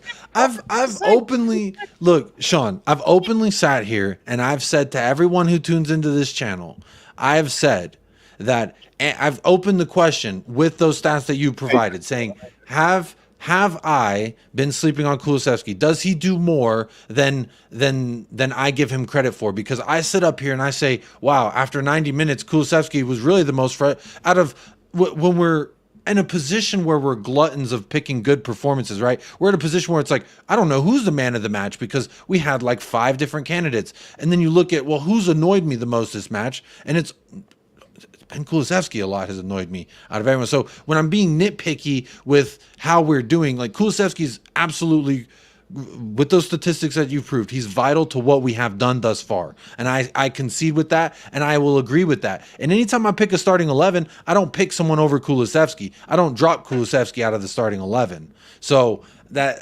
just to expose a little bit more of the underbelly here, Sean, I'm saying I watch back when I watch the game the second time, I say, damn, yeah, that is a little disappointing what he did there. And there's several times throughout each matches when I watch him back the first and the second time that I say, wow, that's a little disappointing there. Am I being nitpicky? Yes. Like it's like a bodybuilder when they're like, I have too much fat on my arm. Bro, you're chiseled. Shut the fuck up. Right? But when we're in a position where we're looking at like who is the weak link in this starting 11? Is there a weak link in the starting 11? And before the Solomon injury, you would still say potentially that left wing. And then where would the next potential weak link be in the starting 11? That's a genuine question. That wasn't hypothetical too. Like outside of the left wing, what's our next weakest position? In your opinion? In the starting 11, like which player? Right wing. You could say right wing or maybe right mid where Sarr is. You could say maybe Sarr could be upgraded on. Right wing is where we'd upgrade. I think Pape Sarr, listen, against Liverpool, because of all the drama. Listen, let's move on to Sarr for a second. But before I do, I'm only getting with you about the Kulusevski thing. I got sent these statistics. No, I love it. No, I'm also highly critical of Kulusevski. His predictability is a massive issue, but I didn't know these stats were true. When I saw them, I was like, I'm going to keep that in my locker. And the next time I hear someone criticize him, I'm going to use it. Sean, that's what I love about you. You keep the energy. You keep the same. That's the thing. You know my position on Hill. And you know how I was on Son this year. And that's why I've been banging my chest all year when he got the hat trick, then he got the brace, and he's been looking effective. I'm still banging my chest that he hasn't lost a bit of pace. We need Brian Hill right now, bro. We need Brian Hill off the left-hand side. Otherwise, we're going to have to redirect and recalibrate a lot of different things, which is going to create a lot of unknowns. But moving back, I've seen Brian Hill in the Premier League. I'm good on Brian Hill in the Premier League. Brian Hill's got something, my man. There is something. He's tricky as hell. He can cross the ball. Listen, don't sleep on him, my man. He's not going to want you getting on his back in the fourth quarter. You can't wait until he's starting to be a thing before you get behind him. You need to make your decision right now. You're either Team Hill or your team non-Hill, your team flat ground.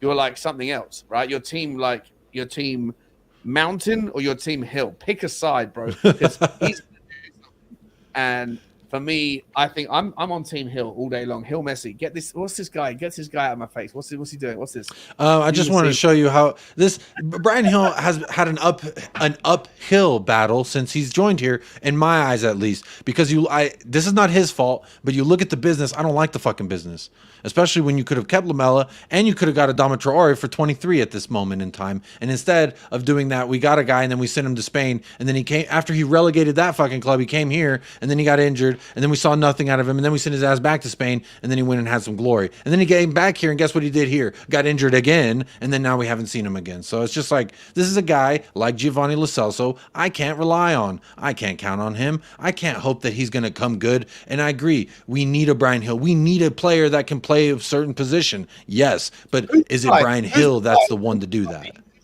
Who's the guy whose back you have that's not an obvious back to have? I don't know. I feel like a lot of backs are obvious to have right now. I can't say Romero. I can't say Son. I can't say Van de Ven, Udogie, Basuma. No. There's controversial backs to have. Do you have Richie's back? Is that a controversial back to have?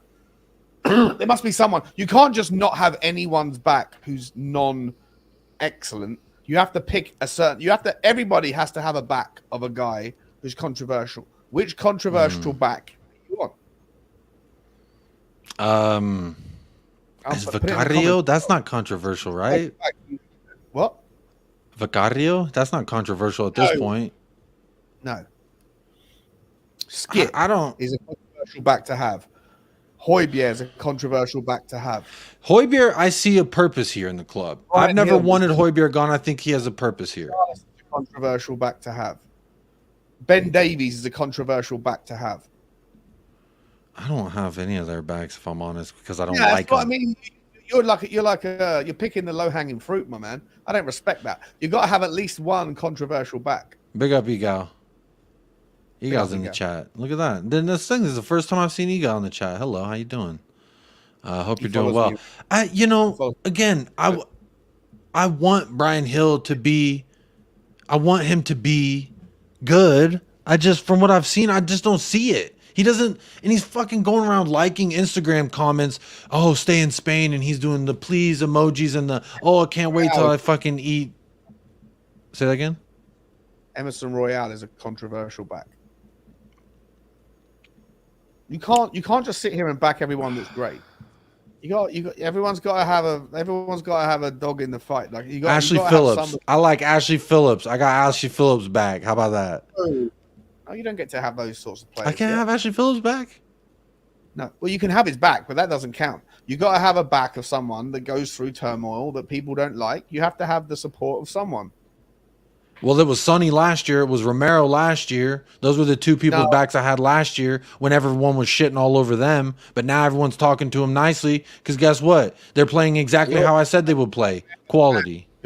You're always going to have the back of players that you know have got it. I'm talking about the players that you don't know have got it. Do we, Sean, hang on, Sean. Do we know? Because last year I was told by a lot of people, and I think you were of this subscription, Sean, that Son was past it. He was beyond his best, and we are never going to see the Son that we saw again. We weren't going to see him banging goals left and right. There were people that said he lost a bit of his pace and that he couldn't be. I'm not saying this is you. I'm just saying all the things I heard last year about Heung-min Son that I'm not hearing now. Where's the same energy? I just applauded you about the same energy. When it comes to people, I have their backs because they've shown me why I should have their backs. It's like why am I going to have Brian Hill's back when all he's shown me is that he likes playing in Spain, he does decent in Spain, but when he plays for Tottenham, it's more Giovanni Lo Celso. I'm asking you to have a gut instinct on a player that hasn't yet proven it, and you can't pick the youth team. You can't sit there and say I'm Team Donnelly, I'm Team Dorrington, I'm Team Phillips, I'm Team Veliz. I'm talking about a player that's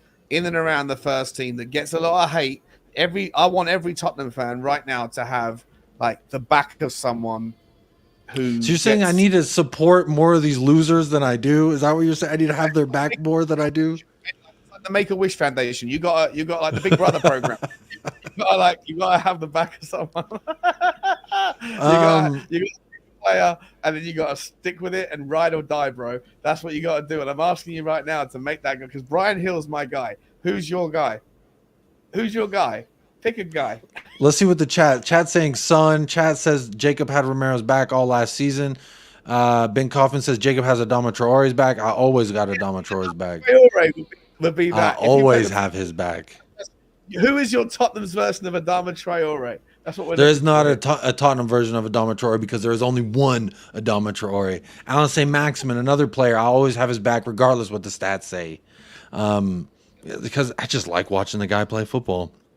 Now, let me think. What's that?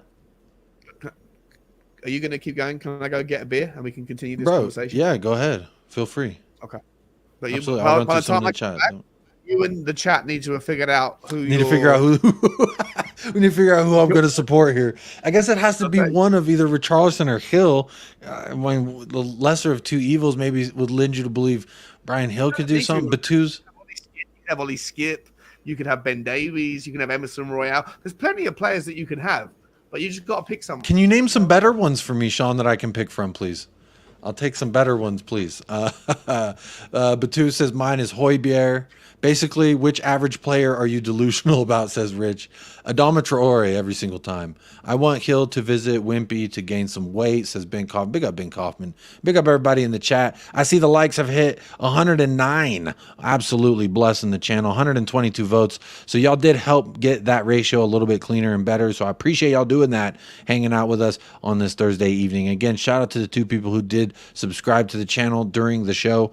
That means a lot to the channel, so thank you very much. And appreciate everyone who has been commenting. Zabur says, I'll back Royale. Hansi G is going to back Richie. Let's see. Akif says, Tottenham need 3 players. We need a bunch of players. We need some depth here. Royale's a great, except he is slow. Doesn't suit the system. Can't wait to see the back of Eric Dyer, says Jamie Git. Richarlison plays for the shirt. You know what? Fuck it. I'm taking Richarlison. Because I feel like if I went into a fight with somebody, at least Richarlison, whether he goes in there and gets knocked out in the first 10 seconds or not, you at least know he's jumping over the bar to come fight with you. Brian Hill would probably be like, oh, let this transpire, and then I will make my assessment, and I'm hurt, my back hurts. Oh, you thought you could rely on me? You thought you could use me in a bar fight, Jacob? Turns out my back hurts. Oh, this time it's not my back, it's my groin. Oh, it's not my groin, it's my calf. These mystery injuries. You know, when I was in school and I wanted to get out of doing some shit, I would go to the nurse and say, it hurts inside. I don't know where. My liver, my kidney, I don't know. Just any excuse will do. Giovanni Lo Celso syndrome is what I call it. Hugo Lloris suffered from it as well. He had a nice little back injury that kept him out the rest of the season after Newcastle. These fun little back injuries. I love it when players have back injuries because it's like when Colorado first legalized medical marijuana, everyone flew to Colorado and said, I got my back hurts, doctor, and they write you a note and let you get some weed. And so it's like anyone can go around saying they back hurts. I mean, my back hurts for what it's worth. So Jacob Pickles, Celso, or Dyer? Hell no, neither one of them. I guess if I had to choose between Richie or Hill, who am I who? I feel like Richie will at least bleed for the badge. I feel like Brian Hill's not going to go out there when it's raining because I feel like he's like a. I love the fact the chat have embraced the conversation, this ridiculous conversation. The chat, bro. If we're gonna do this, then let's figure it out. Let's figure it out. Hey, this is what I love about the chat here at United Spurs of America. They're always here, indulging me in whatever fucking tangent my mind takes me to. I love the community we're building here. Jacob definitely has Sanchez's back. I always said we don't make top 4 that year without Davinson Sanchez. The miracle top 4 that we got. There you go. So he was your boy. Where was your energy to keep him though? I said I'd rather him, if we're going to sell a center back, I'd rather it be Dyer over Sanchez. But Sanchez is actually the only player out of those 2 who could generate some kind of fucking transfer fee. Because Eric Dyer, everyone says no thank you. Man, the guy got 2 assists for Galatasaray against United the other night, man. So, yeah, he did. Talk to me nicely, Davinson, Big Dav. Tottenham never knew they had, you know. He could have been our James Madison last year, or Joe Roden. Joe Roden's been playing the James Madison role for Leeds. That's kind of fun. But forget about Brian Hill. Let's what's that? Madison's out injured for 3 weeks. Put Sanchez in the 10. Let's see what happens. Yeah, you know, what if we did something like that? Madison's out. There you go, Romero. Have fun. Just play that floating 10 there, and see what he could do. And that'll be a lot of fun. Let me ask you this though. They want me to say Dyer. Legit question. Okay, we'll park the whose back have you got for a moment. How many positions do you think that Pedro Porro could effectively play? How many positions? So we know he can play right back. Yeah. Right? We think he can play right wing. Yeah. Just 2? Because I think he could. I think he's got the technical nous to play the second 8. I think he could play in the Saar position. Big up Moondog with the first super chat of the day. Oh, go on. Sorry, mate. No, I was just gonna say big up Moondog for the big up. It says big up lads with the 2-pound dono. Big up Moondog. Hope you're keeping well this evening, my friend. Thank you for the first super chat of the night. Getting it kick started off here. So I just saw Phil said I had Roden's back as well. Yeah, I did. Now in regards to Pedro Porro, I think right back, right wing, and like last year, obviously the right wing back. So there's 3 positions. Then I would say I think he's got the talent that he could probably play on the left as well. I mean, when you see if he just bolts down, cuts it back, sends a cross in on his right. I love crosses off Pedro Porro's boots, no matter where they're coming from the pitch. I think Ange also likes players who can play multiple positions. Versatility is absolutely critical because you think about it. There's times when Basuma's going forward where Sarr's now dropping in between the center backs, or Udogie and Pedro Porro have now pushed towards the center circle, and now Basuma's dropping down in between Van de Ven and Romero there. So Right. I think he likes these players like Basuma. Coming into it, people said, "Oh, he's not a 6, he's an 8. Oh, he's not going to play the 8, he's going to play the 6." And he's kind of played the 6 and the 8, this box to box 6, if you will, as I like to call it. And it's like, I like it, and he's very good at it. And I think that it's this role that is almost like this new wave of 8s that's like really a box to box 6. So it's like, I think Pedro Porro is one of those Could guys. Pedro Porro play in the 8? I would rather see him in a 10, but he absolutely could play in the 8 because defensively he's shown the ability. As a backup to James Maddison, I could see him being a creator there. Porro, you got a player that could play right, like in the 11, right wing, in the whatever it is, the 2 or the 5, whatever it is that plays right back. So you could play right back, 2. right wing back, right wing. I think he could play in the 10, the 8. The left back, the left wing back, and the left wing. And I think he could also potentially play in the 6. I think we've got someone that can play absolutely anywhere. And that's the thing about a true athlete and a student of the sport. You could shoehorn him into basically anywhere, apart from goalkeeper or centre back. And I think he'd do a good job. Fuck it. Throw him at goalkeeper too. I bet he'd do it too. The one guy on my shirt. I'm going with Christian Romero. I think I'm going to get Romero and Son. I got to get a Romero one. I got to get a Romero one personally. I've always bigged up Romero. I got to get something with Romero. I think should I do cappuccino or away kit whenever I do eventually do it? Which one's going to go with Romero? Look how many of these black bastards I've got. 1 second. Oh, here we go. Are we getting into the goodie box now? Oh, here we go. What's that? There's one. Oh, look at that. Cappuccino kit in effect. I love those, honestly. On the screen, it looks red. Or it looks like it kind of looks like velvet colored. Yeah, but it's really not, though. It's mud. And I got 3 homes. I got 25 more of these bad boys arriving. Holy shit. I got so many shirts. I'm going to be doing giveaways until the end of the season, I think. But, yeah. Shirts are coming out. Well, very nice. Very nice. I tried to tell my wife a month ago to let me order these shirts on DHgate so they arrive in time for my birthday. And now I think when the DHgate is terrible. The DHgate are awful, man. Well, I don't know who else to go to get $15 replicas. It just take about 3 months to get here. You participate in a Spurs talk show giveaway, you might just... You know, I've participated in every fucking giveaway on every fucking channel, and guess who never wins? This guy. I never win the giveaways. They never pick me, so you know what? If you don't get Romero on the back, Jacob's going to be pissed. I mean, Sean, I don't know if you know, but I keep on deck just a slew of really great Romero photos for your viewing.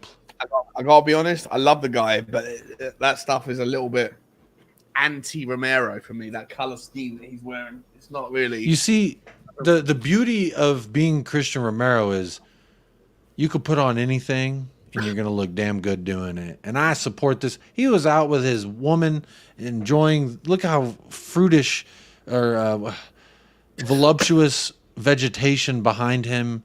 I mean, come on, you can't help but like this guy. I mean, anytime I see this photo, I can't help but smile. I mean, you see vibes like this. How did anyone hate these two people last year, Sean? I'm going to ask you as someone who didn't like Son last year. That was a leading question, but it was a leading. It was a lead question toward nonsense. You led me towards a pile of absolute nonsense. I've always liked Sonny's my favorite. You do realize Sonny's always been my favorite player for Tottenham. Right. The problem is that when he's so good and he's underperforming so regularly that you hold him to a higher standard because you know what he's capable of. It's like when you've got a child that's got, that's in like the third tier of maths, and they finally figure out what X equals, you really want to give him a pat on the back. And then you got some other kid who's in the first tier, and you know what? They knew what X equaled a long, long time ago, and now they're just slacking off a little bit. You kind of go, Sonny, you should be doing better than this. And that's what I felt like it was last season. It's not because I don't like the guy. I held him accountable to the standard of which he has set for himself and that I think he is capable of achieving. And this season, I think he's the best. I think he's the second best striker in world football or European, in the top 5 leagues in Europe. I think his stats speak for themselves in goal and shot creating actions, in passing, in the false 9 role. I don't think there's a single striker that does. I think the argument actually is there. If you look at the stats, the argument is there to say he is the best striker in the top 5 leagues this year, and that is what he should be aiming to be every year because he's Heung-min Daddy's son. Heung-min Hung, Heung-min Dad, Heung-min Son. The truth. He's my favorite Tottenham Hotspur player, for what it's worth. Don't be throwing that mud at me. I just remember last year at one point you were. Whose back have you got? You've had an hour now. Whose back have you got? I haven't had an hour. It was like 30 minutes. Pick a guy. Pick a back, man. Joe Roden. Joe fucking Roden. My iron dog. Anytime I see him play for Wales, he's a beast of a left side center back. So I love Joe Roden. He doesn't need your back. Why? He needs someone else's. I want to support Joey. Who's back? Pick one. Here's the options. Here's the options of someone that you're going to defend to the hilt, and you're going to be. I'm going to be expecting you to be calling for him to have minutes. Okay. And then when he plays well, you're going to be. I told you. And when he doesn't play well, you're going to be like, no, there's a reason why. There's a reason why. And the options are Richarlison, Ben Davies, Skippy, Højbjerg, Eric Dyer, Emerson Royale,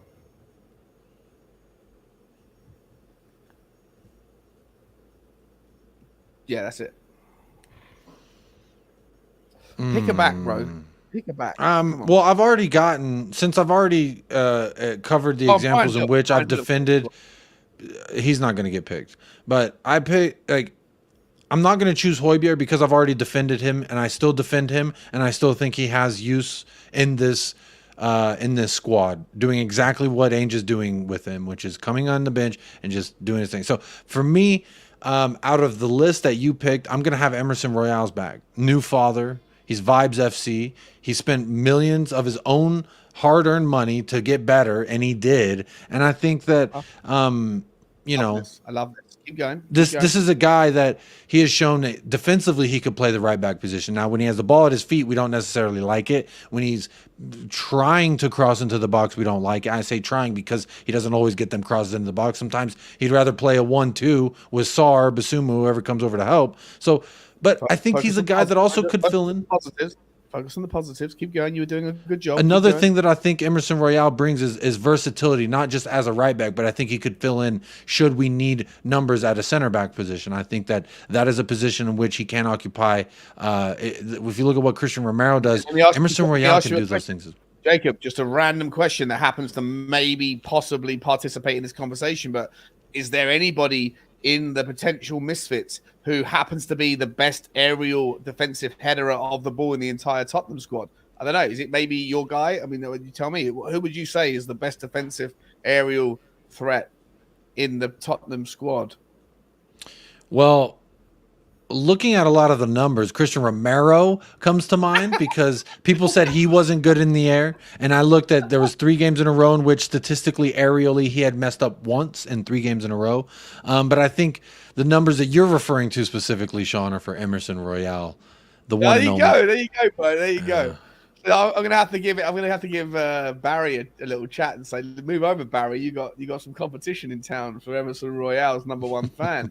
I like that. I wouldn't sell it that hard because I'm definitely not gonna get that haircut. I'm definitely not gonna get a number 12 on any shirts coming up soon. But you know what? I, as a character, as a person, I can't go again. I don't have anything to say negatively about him. And I can say the same for Richarlison and maybe Brian Hill, except his questionable social media activities. But, you I know. think you would like Brian Hill, mate, because he grows a questionable moustache. You're growing a questionable moustache. You know, I thought what's questionable about the Freedom Stash, baby? Ain't nothing questionable about that. It's all for sure. Look, it's all good, man, I appreciate you joining. I'm going to be ending off the show there. So I did want to say a big shout out to Footy Judge Mo for making his debut on the channel as well. Sean, thank you so much for coming on. Tomorrow we will be doing like an official preview with predictions and stuff. But Sean, I don't know if you're going to join me. So I'm going to get your score predictions and your goal scores, how you see this thing shaking out before we end off. Talk to me nicely. Because you're going to be there. No, yeah, I'm going to go 3-1 Tottenham. 3-1. Goals from Pape Sarr's going to get a goal. Put the bet on that. And I'm also going to give a goal to Richie and another goal to Sonny. Ooh, okay. You see all this happening in the first half. Do you think we rest the second half, or how do you see this transpiring in that sense? No, I think it's going to be a real dogfight, mate. I think it's going to be a real. I think it's going to be a tough afternoon, tough morning. Actually, it's a morning. Are you even going to be up watching the game? I'm going to wake up at 5 a.m. to watch this. Yes, I am. I will be waking up. But like we spoke about yesterday, Sean, I'm not the best version of myself before I have my berries. And at 5 a.m., I'm not allowed to have my berries yet. So I'm going to be a grumpy man watching this. So Kulusevski, if you get that fucking ball, you better not do something annoying with it. That's all I'm going to say, because I'm going to be in a very bad mood. You know why I've got like a lot of respect for you, mate? It's because you getting up at 5 o'clock without your berries is a sort of dedication to your craft that I think can only really be replicated. If we're looking for someone that really has the same dedication, it's probably your man, Emerson Royale. He's the sort of guy that would go out and kind of to offer that sort of dedication to his craft. And that is why I totally agree and understand why you picked him as your misfit to back. You know? Yeah. If I got to pick one, I'll pick. I'm going to get one of these shirts with Emerson Royale on it, and I'm going to send it over to your part of Texas. You know, it's going to cost you like $40 just for shipping that thing. So I'll wear it, bro. I don't care. I just personally wouldn't buy a shirt and say in the description, "Can you please, sir, put Emerson Royale and number 12 on the back of that?" Because that is not. If it's a 7 Son, 17 Romero, I could do it. I'm even thinking about maybe going Mickey Van de Veen, but I might just go Son again because I love him so much. I have enough. My wife says I have enough. He's my favorite player. He's my favorite player. And consequently, he can't be yours. Why? Who's the first person you heard him from? You. Oh, well, there you go. First person I ever told you about this lad, Mickey Van de Veen. Rich in the chat, YouTube chat member as well. He was here in January when I said, go get Mickey Van de Veen. So I've always kept the energy. Plus, he wears number 37, which is a little homage. Some may say to Harry Kane. I say nay. I say homage to Adama Traore. That's what I say. I know Adama wears the number 11 now, but he wore the number 37, and I will always love the number 37, not because Harry Kane, nay, because of Harry Kane, but because of Adama Traore. Damn, imagine getting your hands on one of them greasy bastards after a match. That'd be fun. That'd be a lot of fun, you know? You know what? You know the amount of people that like swap shirts? Every single one of them, every single person he's ever played with has gone, nah, you're right, bro. Yeah, I'll send me in the mail. Even if I put that in the washing machine, it's going to take 4 or 5 washes for it to get that. Yeah. Like this. Because oil and water separates. I remember that from science class. You know, they separate very well. They don't mix. Some of the chat here saying 1-4 Spurs, 5-1 Tottenham, 2-0 Spurs, 2-1 Luton from Rich. Wow, Rich, what are we doing? Hansi says 6. Matt says 4-1. Zapur's getting up at 4:30 a.m. Yeah, Americans out here, we get up. We on them Emerson vibes, Sean, if you didn't know. We out here working while everybody's sleeping.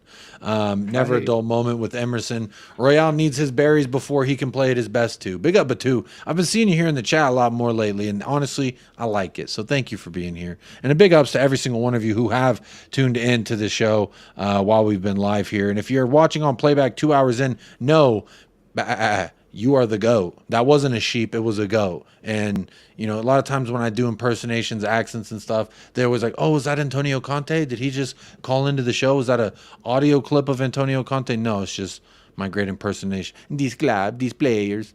So there you go. There's my Antonio Conte. Obligatory, have to do it once per show. These club, these players.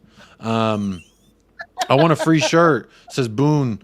Udogi shirt for me, please. There you go. Spurs Talk Show. I'm going to add it into the title. So go on over to Spurs Talk Show. He's doing giveaways.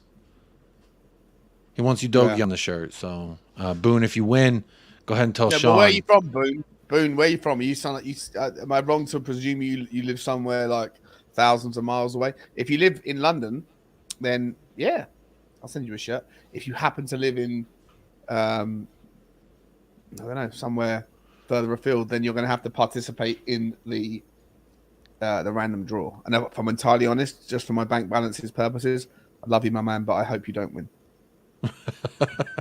Big up, Boone. I hope you win, my friend. Because if someone in Texas wins, it's going to cost them about $40-50 just to get it out here as well. It is in Singapore. That's about $60. Big up. I don't know your name, don't know what you said, but I know you're always here spitting facts. So thank you for being here. Hit the like before you go. Spitting facts. Spitting facts. I'm going to say that this says, Jacob, this has been a fantastic show. And Sean, you did absolutely great going over to Spurs Talk Show to like and subscribe over there because you're coming up, man. You were almost on 20K before you know it. Let's pick Levy's back. Phil Coy wants to pick Levy's back. I don't know what's Levy's squad number. 69 or 0? I don't know. One of those. 3-0 for Phil. 2-0 for Jamie. Big up everyone from my Turkish lad. This is a Galatasaray fan. We met because our love for Big Dav. So big up Akif always being here. Wee Man's World says Spurs 6-0. Richie Hattrick. Wee Man's World. First off, great name. Second off, first time here. Love seeing you. So big ups. Faz Radfar says 3-1 Spurs. It's in his name and it's in the comments. So if you don't know, now you know. I think 3-1's the one. That's kind of where I'm leaning. I don't want to give too much away before tomorrow's show, but that's a little bit the direction that I'm leaning. So you're doing a show tomorrow? I do a show 5 days, at least 5 to 6 days a week. So yeah. I'll do something. Well, I'm going to need you to come on my show tomorrow. I'll do it. Are you on? What time are you on? I don't know. I'm there. If I can make it, I'm there. Love that. You want me to come bring some delusion? I'll do it. You want me to bring some of that? A little bit of that southern jazz. I love Brian Hill. Oh, he's going to need all the love he's got, mate. And listen, your love is something else. Your love, like the mellifluous tones that you bring with your with the vocal dexterity of which you can articulate your passion for certain things. Brian Hill needs a little bit of that, and I want you to take another look at him. Okay, I need you to think tonight. Does Brian Hill deserve a second gander? And if he does, then I need you to articulate that because I've heard that Brian Hill watches this show. You know, I hope you in 2 months' time come on this show and come mud me about Brian Hill because he's been balling. Now he's undroppable at left wing. Fuck Solomon, fuck Perisic. We have our left winger glory. I've been saying in January, you go out, you get a quality left winger, like an actual, like legit quality left winger, and we could do bits. But big up Kevin for the $3 super sticker. Let me see what kind of a stick. Oh, it's a super chat. No, wait, it is a super sticker. It's like a green man with a green thumbs up. So big up. I appreciate that, Kevin, for the super sticker. Thank you so much. We will be ending off the show here very shortly. But big up Daniel Sandoval every single time. And H Talks Chelsea. How are you doing, H? Hope you're keeping well. Says big up, guys. No, I'm a Chelsea fan, but I respect the hustle. Smash the like. Hustle. Smash the likes. I don't know why I'm giving it a bit of a Sean Connery, but there you go. I appreciate everyone who has locked in. My wife's texting me. We are over 2 hours, so now that is Chewy's still here. Normally at 2 hours, the dog gets up and leaves because he's like, fuck this. I've had enough. But he's still here. He's still sleeping. So big up, every single one of you. Sean, tomorrow, Spurs Talk Show. Talk long enough so I can pull up your channel link real quick.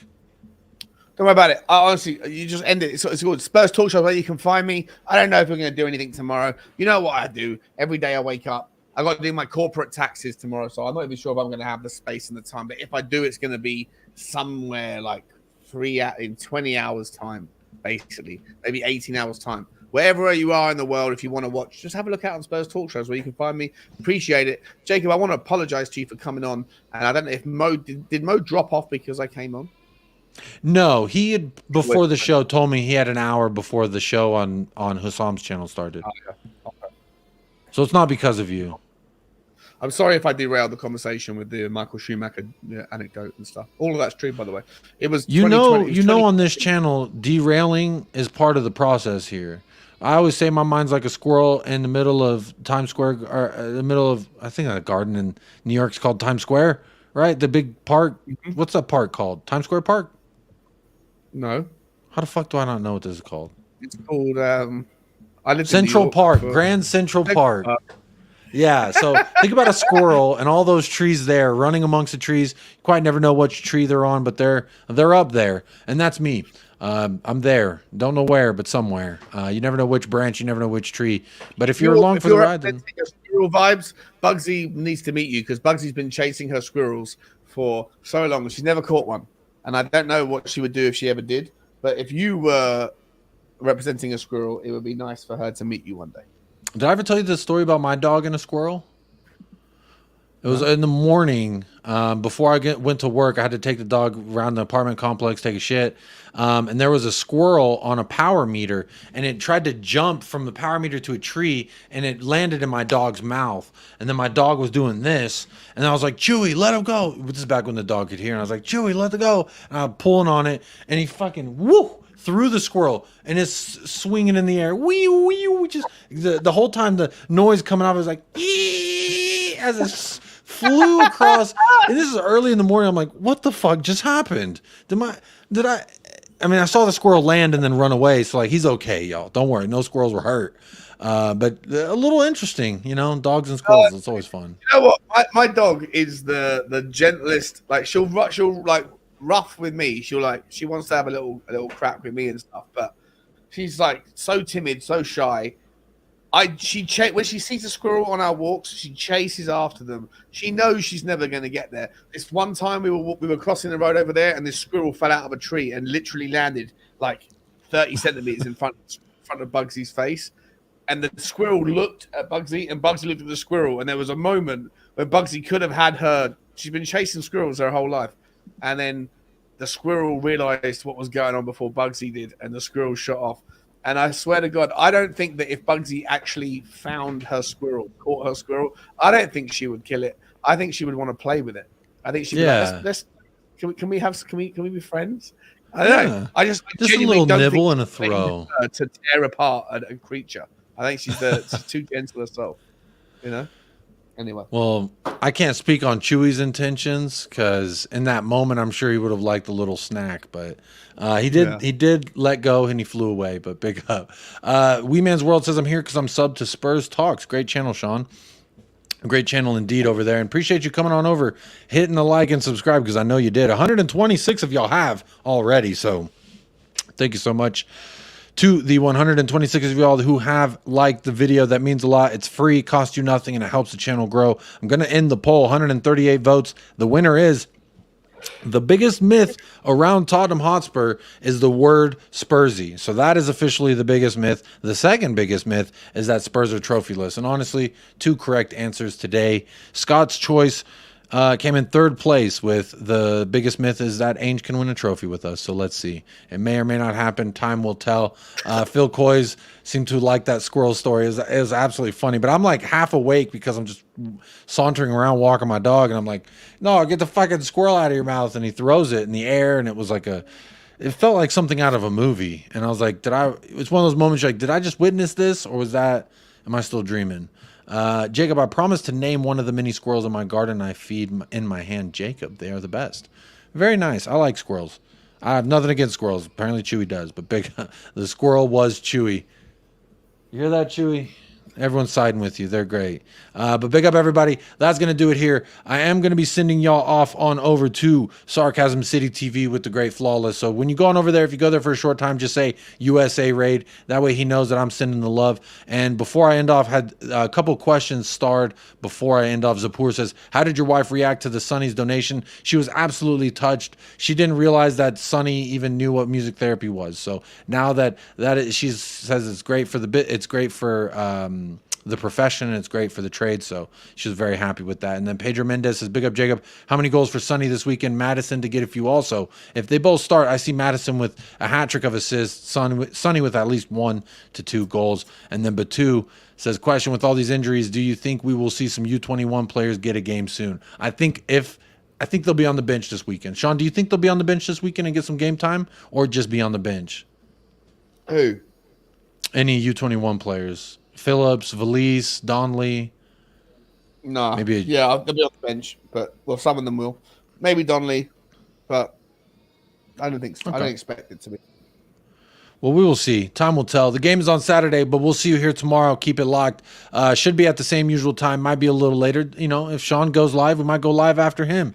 Then we get a little cheeky redirect. So we'll see. The world is our oyster, and things are unplanned, and that's the beautiful part of life. So hit the notification bell if you haven't already. But that's going to do it for me today. This has been episode number 66, if I'm not mistaken. Episode number 66 of the Untitled series here on United Spurs of America. So as always, I will bid you adieu and say, stay blessed, Bye. Stay fresh, up the lads, and come on, you Spurs. Of course.